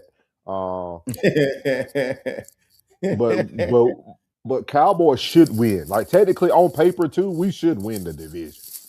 Yeah. It don't always come out that way, but we should win the division. So I'm taking the Cowboys first. Last, the New York Football Giants. The New York Football Giants. I'm gonna say the Giants, but if Jay, y'all hear it here. If Daniels gets hurt, it'll be Washington. Yeah. Washington is an injury away from being last. And so is New York. And their quarterback he is concussion prone out there, bro. That boy soft. That boy get smacked. He go, man. I done seen quarterbacks get smacked like that and come and get right back up. Right back up. I don't know about it, man. He think he pretty. So Rain, we both got the Cowboys first. And we I ain't no hater. I ain't no hater. No, I'm talking about them. You don't see Miles in them? I'm talking about I ain't never heard of the Cowboys. The most hated. They the most hated. So Rain, me and Plug both got Cowboys first. And then we got the Giants last. All right. So we going to the AFC North. But Plug, before we move on, who do you think comes out of the NFC though? Oh, who comes out of the NFC? Yes. I got Seattle. You got Seattle? I got Seattle. I think Seattle is going to repeat. I'm not going to answer that. I can't answer that. No? No, I can't answer that. It's just a guess. Just a prediction. Because I'm biased. I'm biased, man. Well, go with your squad. Go with your squad. It's just a prediction right there. I'm going with them Bucks, man. All right. Yeah. I'm going with them Bucks, man. Going with them Bucks, man. We're going to say the AFC North for last, just to let y'all know. We'll start in the South. Who you got in the South, Plug? Who you got for the you said Seattle? Yeah, I got Seattle coming out the NFC. All right. So we're going to start with the South? Yeah. The South, I hate to say it, but them Jacksonville Jaguars. Duval. Yeah, them Jacksonville Jaguars, man. That division is theirs for the taking. It's only Houston is Houston, and then Indianapolis, and then lastly the Titans are my last, and that's their division to win. So I definitely got Jacksonville first. To me, the Colts had their opportunity last year. Daniel Jones got hurt. He won't be the same. So Jacksonville number 1. Man, this is gonna make people upset, but I'm gonna put the Houston Texans last. CJ Stroud looked like he went in and out every day. He's down there, grubbing down there, boy. He down there like down there in Houston. He down there eating everything. He eating trill burgers every day, triple trill burgers. I'm trying to tell you, for like, I'm serious, dog. Like when he came into that camp, the way he looked, dog, that's somebody to me. That's somebody. It's crazy how he got in shape that fast. It's crazy how he got in shape that fast, man. That boy got in shape fast, boy, at training camp. It's like he let his body heal. He relaxed and got his body healed up. Yeah. I'm still going to take Tennessee Titans last. Okay, so Plug got Tennessee last. I got Houston last. We both going with Duval. Good old Jacksonville to take the AFC South. What about the West? The West, I am going first. Them Denver Broncos. Yeah,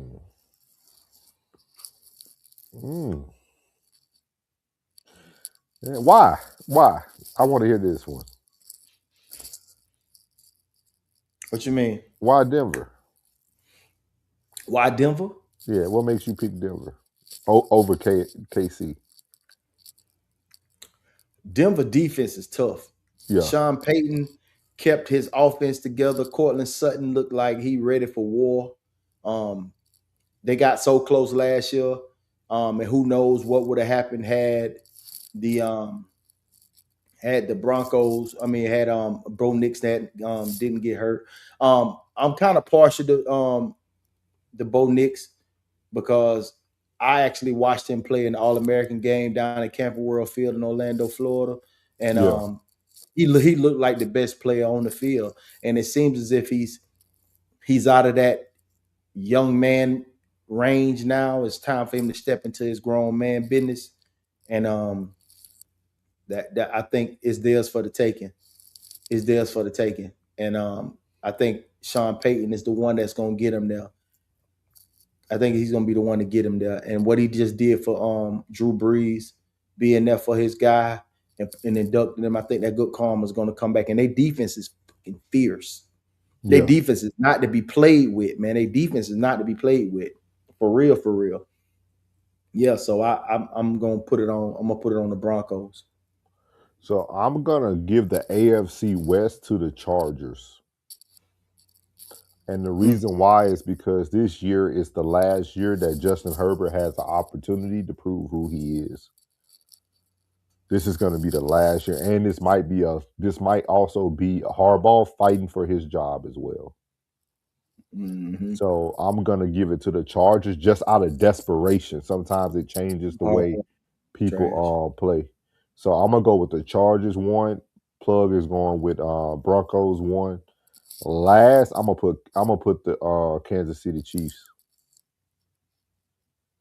And that's hard for me. That's hard for me because I'm always rooting for Pat.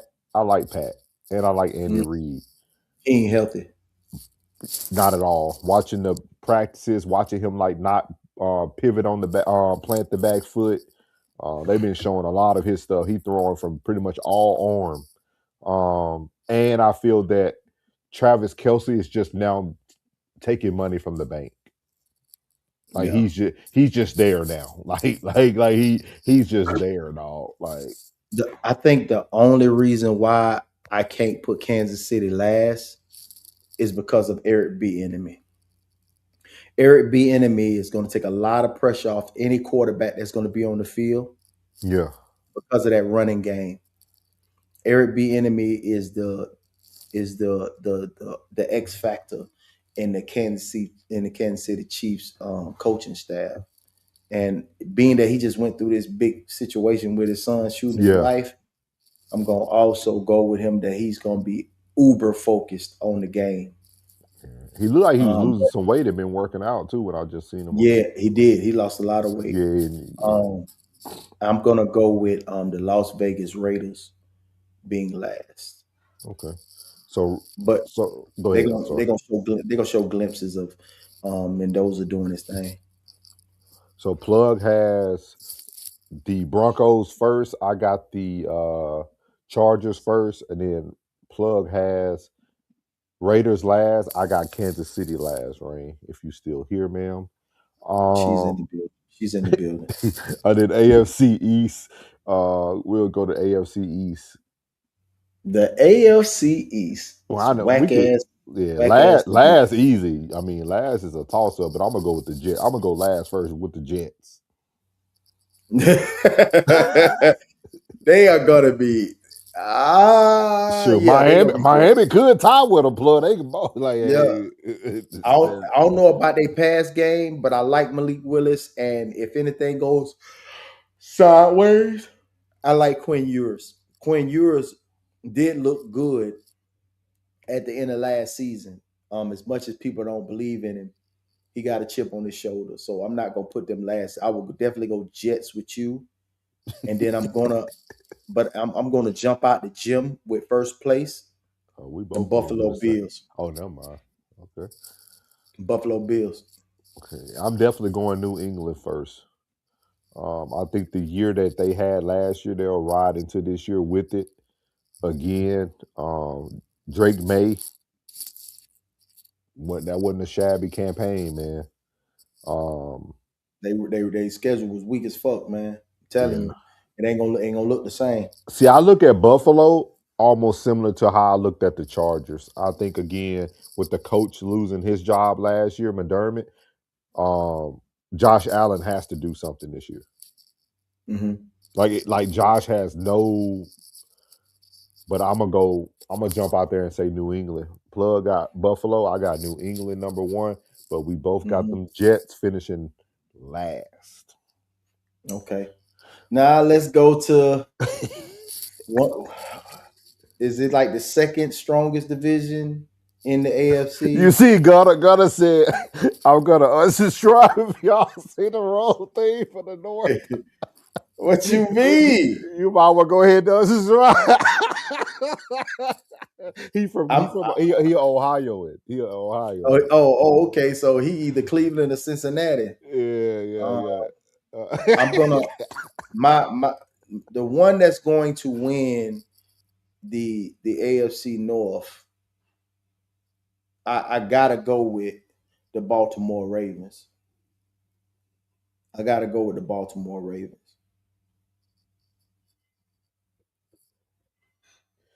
Oh man. Well, y'all know I'm not going for the Ravens. He said good night. I'm gonna go number 1 in AFC North will be the Bengals. Again, this is another year if Burrows has to stay healthy. Everybody got paid, dog. Burrows, Chase, and old boy on the other side. Higgins. They all got paid, dog. At this point, y'all got to put your money where your mouth is, dog. So I'm gonna go with Burrows going number 1. Weak. That defense weak. Yeah. But that's nothing new for them though. Last in the division will be the Cleveland Doo-Doo Browns.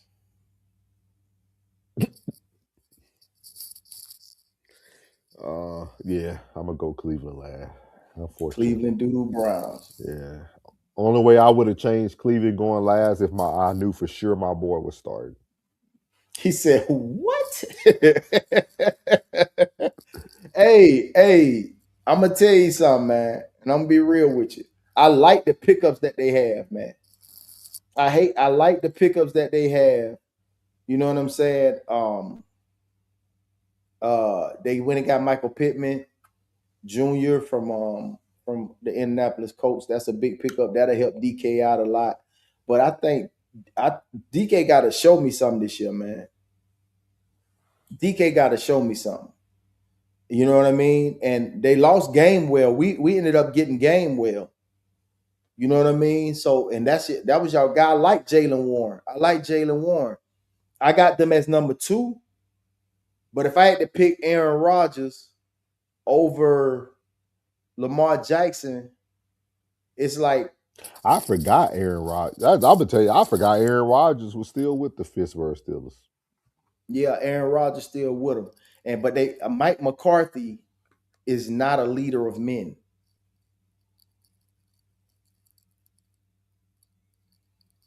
He's not. He's not a leader of men, not in my opinion. But he might be a better coach without that thumb of Jerry on his back. He might be a better coach without Jerry's thumb on his back. You know what I mean? But we yet to see it's preseason. Miles and Gunner. You know what I'm saying? Like like this is the preseason. We just getting our feet wet. We just seeing this the first week of preseason. So we'll see. We'll see, man. I'm not doubting that Aaron Rodgers is the leader. He's definitely a leader. It's just that he's old, bro. You know what I'm saying? Like this is his last year, and he might go out with a bang. You know what I mean? And but I truly believe this will be Mike McCarthy's last season as a head coach in his hometown. Well, not too far from Pittsburgh, and Dave Canales is going to take that job. Either him, and second place I got taking that Pittsburgh job is LaFleur from the Cardinals. Okay. Yeah. So Plug got the Ravens. I got the Bengals, and then we both got Cleveland going last. Who do you got coming out of the AFC? Coming out of the AFC, I'm jumping out on the ledge here. Because it's a close second. It's a close second, but I got them Buffalo Bills coming out there. I got them Buffalo Bills coming out of there. Then I got Denver, and then I got Baltimore, and then Jacksonville. It's going to be out of them 4. I got Jacksonville coming out the AFC. I think Jacksonville, with their youth, but then also their coach. I think Travis. I don't think people understand people having special players on their team, and I'm not talking about just talent, but I'm talking about like overall person. Hey, Gun Show. I'm gonna make you a deal. If the Browns beat the Ravens, now listen, I'm gonna be dead ass with you. You know what I mean? You can come back here and hold me to it. August the 16th, 2026 at 8:47 p.m. Central Standard Time. If the Browns beat the Ravens, I'm gonna buy you a hat, snapback, fitted, whatever it is. I will put my email in there. You can hit me up at Big Plug with 2 G's on both of them. BIGGPLUGG34@gmail.com. If y'all beat the Ravens, and I'm talking about 2-0, and I stand on that. If y'all, I'm gonna send you a fitted or a snapback to your front door. Fanatics. Only thing you got to do is just drop the email and send me your hat size. Either say you want snapback or fitted, and I'll send you straight. Put your address and I'm gonna send it straight to your door. Fanatics coming to your door. And don't worry about the hat I pick. It's gonna be hard. Hold on. Hey, I got you. Any hat I pick, my boy. Any hat I pick, my boy. Look here. You can trust my lid. You can trust my lids, boy. You understand? Any hat I pick, bro. Whatever I pick, that bitch gonna be hard as hell. You understand me? Any hat I pick, trust me, it's gonna be hard as hell. You understand me? Yeah. Any lid I pick, you can trust my judgment, bro. You can trust my judgment. I'm gonna get you. Yeah, I know. I know.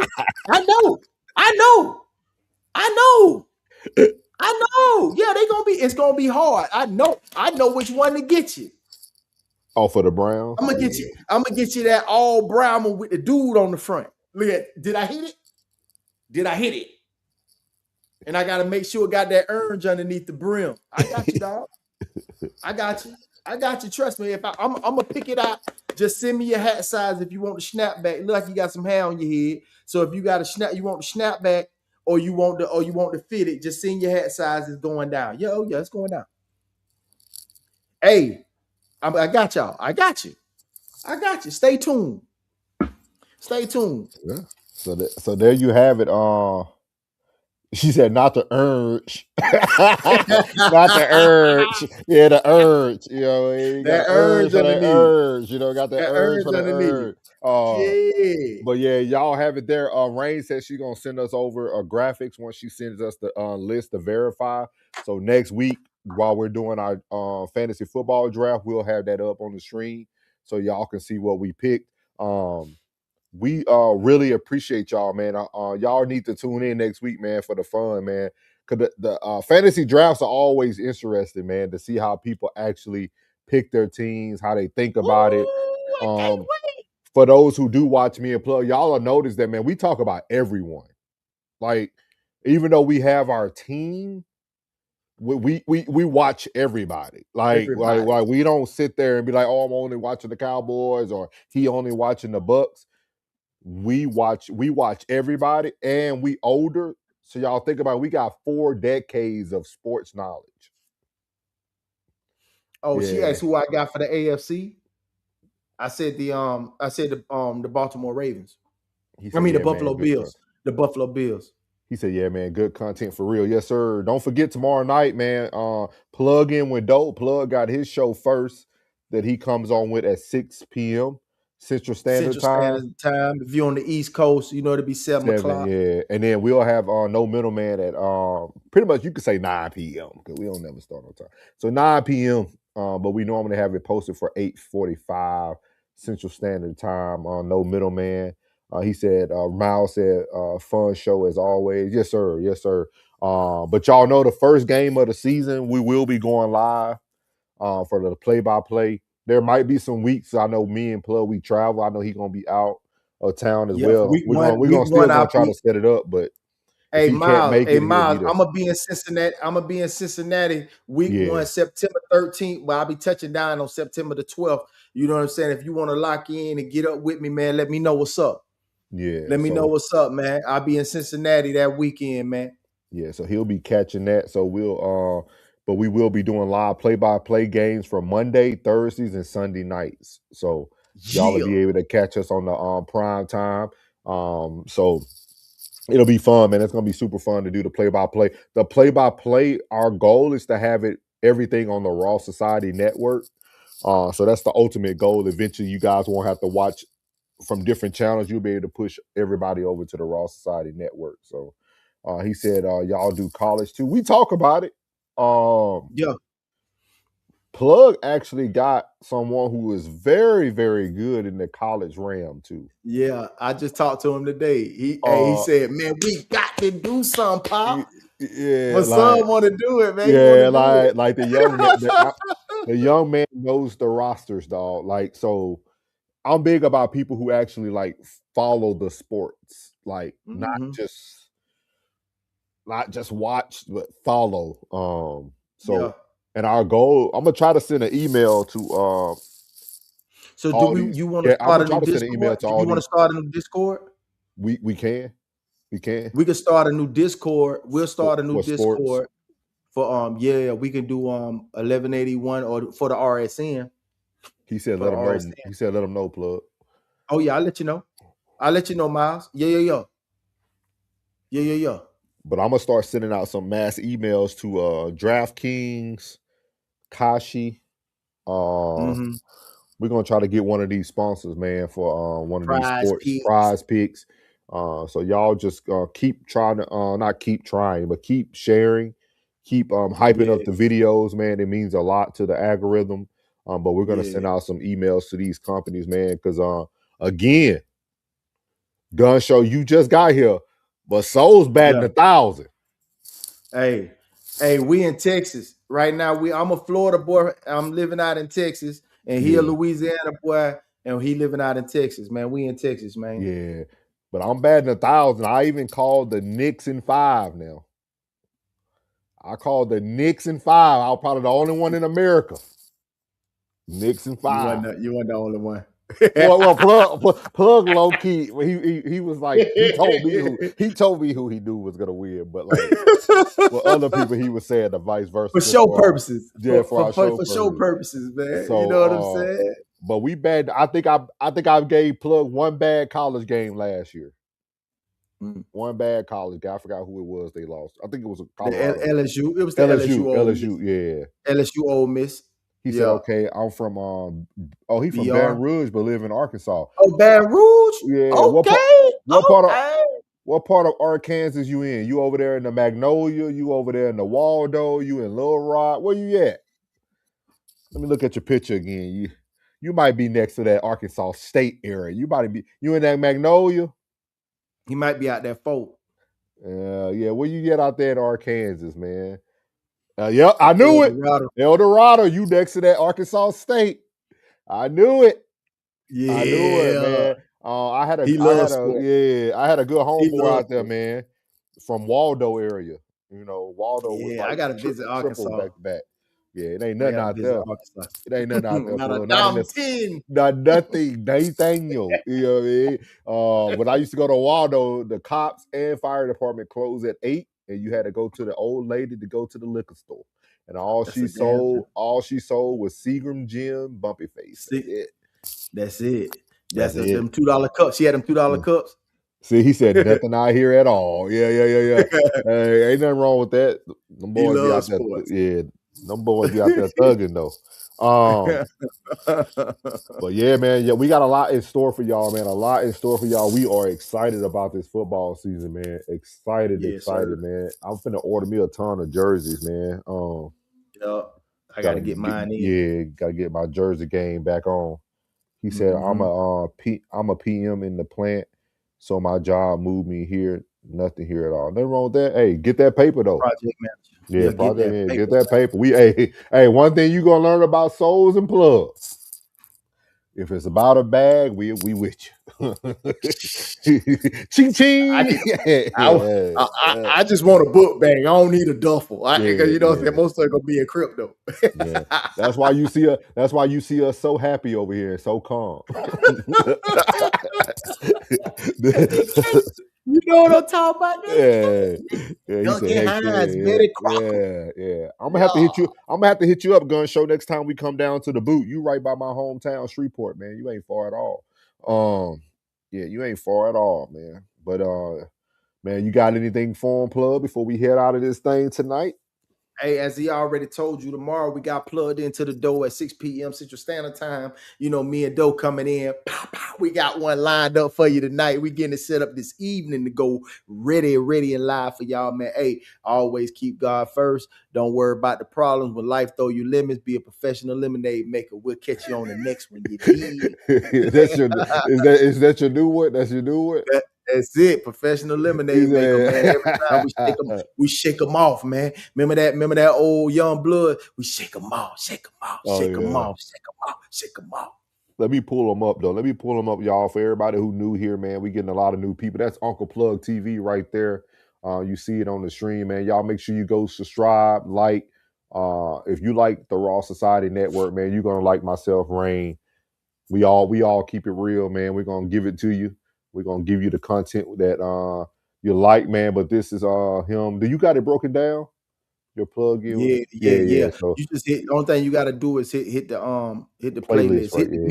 hit the mix, and just let it ride, man. Hit the playlist, hit the mix. Go back to that story time one, man. If you ain't got nothing, you ain't got nothing to do, nothing to watch, man. Just go ahead and jump on that story time one and ride that bitch out, man. I promise you, man, you're gonna enjoy yourself, man. It's good, man. It's good, wholesome content, man, with gems in there. Tell you a lot about myself, man. So you'll see why I smile so much and why I'm so happy, because I didn't weather the motherfucking storm. You did? Yes, sir. And this is also Rain, man, the other part of the Raw Society Network, man. Y'all make sure y'all tune in. A lot of y'all were over there today for her Radar with Rain, which was a great show. Great show. Yes, it was. It was. This is Rain right here. So y'all tap in with Rain, man. So a lot of great shows on deck, man. A lot of great shows on deck. Plug show was great this morning too. Y'all need to go watch that. He even got up and danced for y'all towards the end, man. Y'all need to go catch it. Man. That's Plug catching the spirit. You know what I'm saying? I caught the spirit. You feel me? Yeah. So life is good, man. Life is good, man. Like Miles said, man. Raw Society on Raw Society Network, man. We got content all week. Best channel on YouTube. Appreciate you. I'm gonna get with Dr. Els, Miles. I got that email, man. I'm gonna get over with him so we can get him on. Joe laughing at us. He that's said, my yes, brother. sir. That's my little brother right there. Yes, sir, man. We appreciate y'all, man. Again, for everybody who's tuning in. Next week, man, fantasy football draft, man. Let's go. Everybody ready for this league?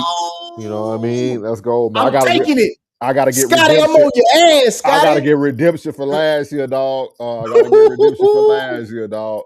I was great in one league and horrible in another. I need to balance it out this year. Hey, I need to balance. Hey, y'all, Plug got me last year though. That picks was horrible.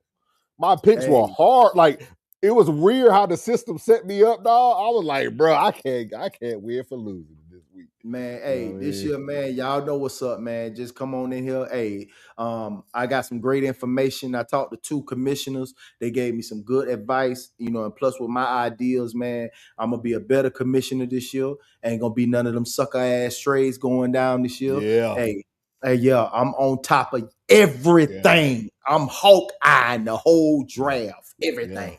Yeah. Ain't nothing going down without my say so. And I got to do it right because I got to protect the integrity of the dead-ass serious fantasy league. And everybody who's in our league, be present for the draft. Yeah. None of that auto draft stuff, bro. You ain't gonna have no choice because we doing it live. So I'll make sure your ass in there. Yeah. And I got people on the East Coast and I got somebody on the West Coast. So I gotta do it. We gotta do it right so they can be present and accounted for. Okay, bad man. Yeah. But we appreciate you. We appreciate y'all, man. It's been a great Sunday, man. A great week. We're gonna be starting off next week strong. Well, tomorrow again, we're gonna start out with Plug In with Doe at 6, and then we're gonna switch over to the No Middleman in the afternoon. I mean, late night. So y'all tune in, man. We got some great stuff in store for y'all, man. And we're gonna end on this new bop again, man. We'll be back next Sunday. Season back, pressure back, souls, plug, Talk heavy. talk heavy. New season, new smoke, everybody gotta prove it. Big stage, bright lights, now show me how you move it. Sunday night, recap, break it down, no excuses, live play, by play. Every drive, every movement, who built for the pressure, who fold when it's hot, who really a contender, who just talking a lot. From the bayou to the turf, yeah, we cover every spot. Football ain't the only game, we talk everything that pop. Kick out, chin strap, whole city on edge. One loss, turn the favorite to a coach on the ledge. The vision on the line, everybody want the crown, but that preseason hype get real quiet when it count. Quarterback, controversy, somebody losing their seat. With rookie came hungry, veteran feeling the heat. Big contract sign, now the pressure increase. You want a superstar money, better play like a beast. Red zone, fourth down, crowd hold their breath. Too many drill, that's where legends get tested. We don't watch highlights and pretend that we experts. We watch every snap, then come back with the verdict. New season, new smoke, everybody gotta prove it. Big stage, bright lights, now show me how you move it. Sunday night, recap, break it down, no excuses, live play, by play. Every drive, every movement, who built for the pressure, who fold when it's hot, who really a contender, who just talking a lot. From the bayou to the turf, yeah, we cover every spot. Football ain't the only game, we talk everything. Souls got the question, plug, gon' challenge the tape, no safer pins. When the numbers look fake, AFC loaded, NFC got dogs. Everybody look dangerous till December get hard, but we bigger than Sundays, don't get it confused. NBA, college, boxing, breaking news. Trades hit the wire, we already on go. Playoffs get crazy, we already know. No cheerleading, now we call what we see.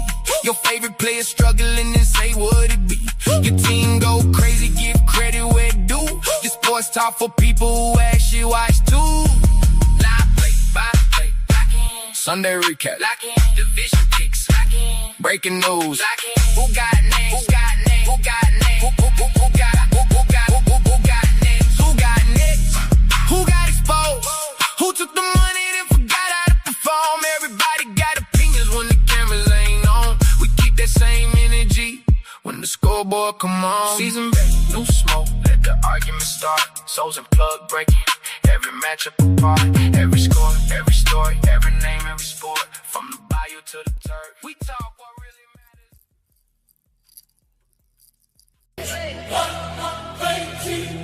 Pressure play. From the bayou to the turf. Soul and blood, yeah. 181. Pressure plays. From the bayou to the turf.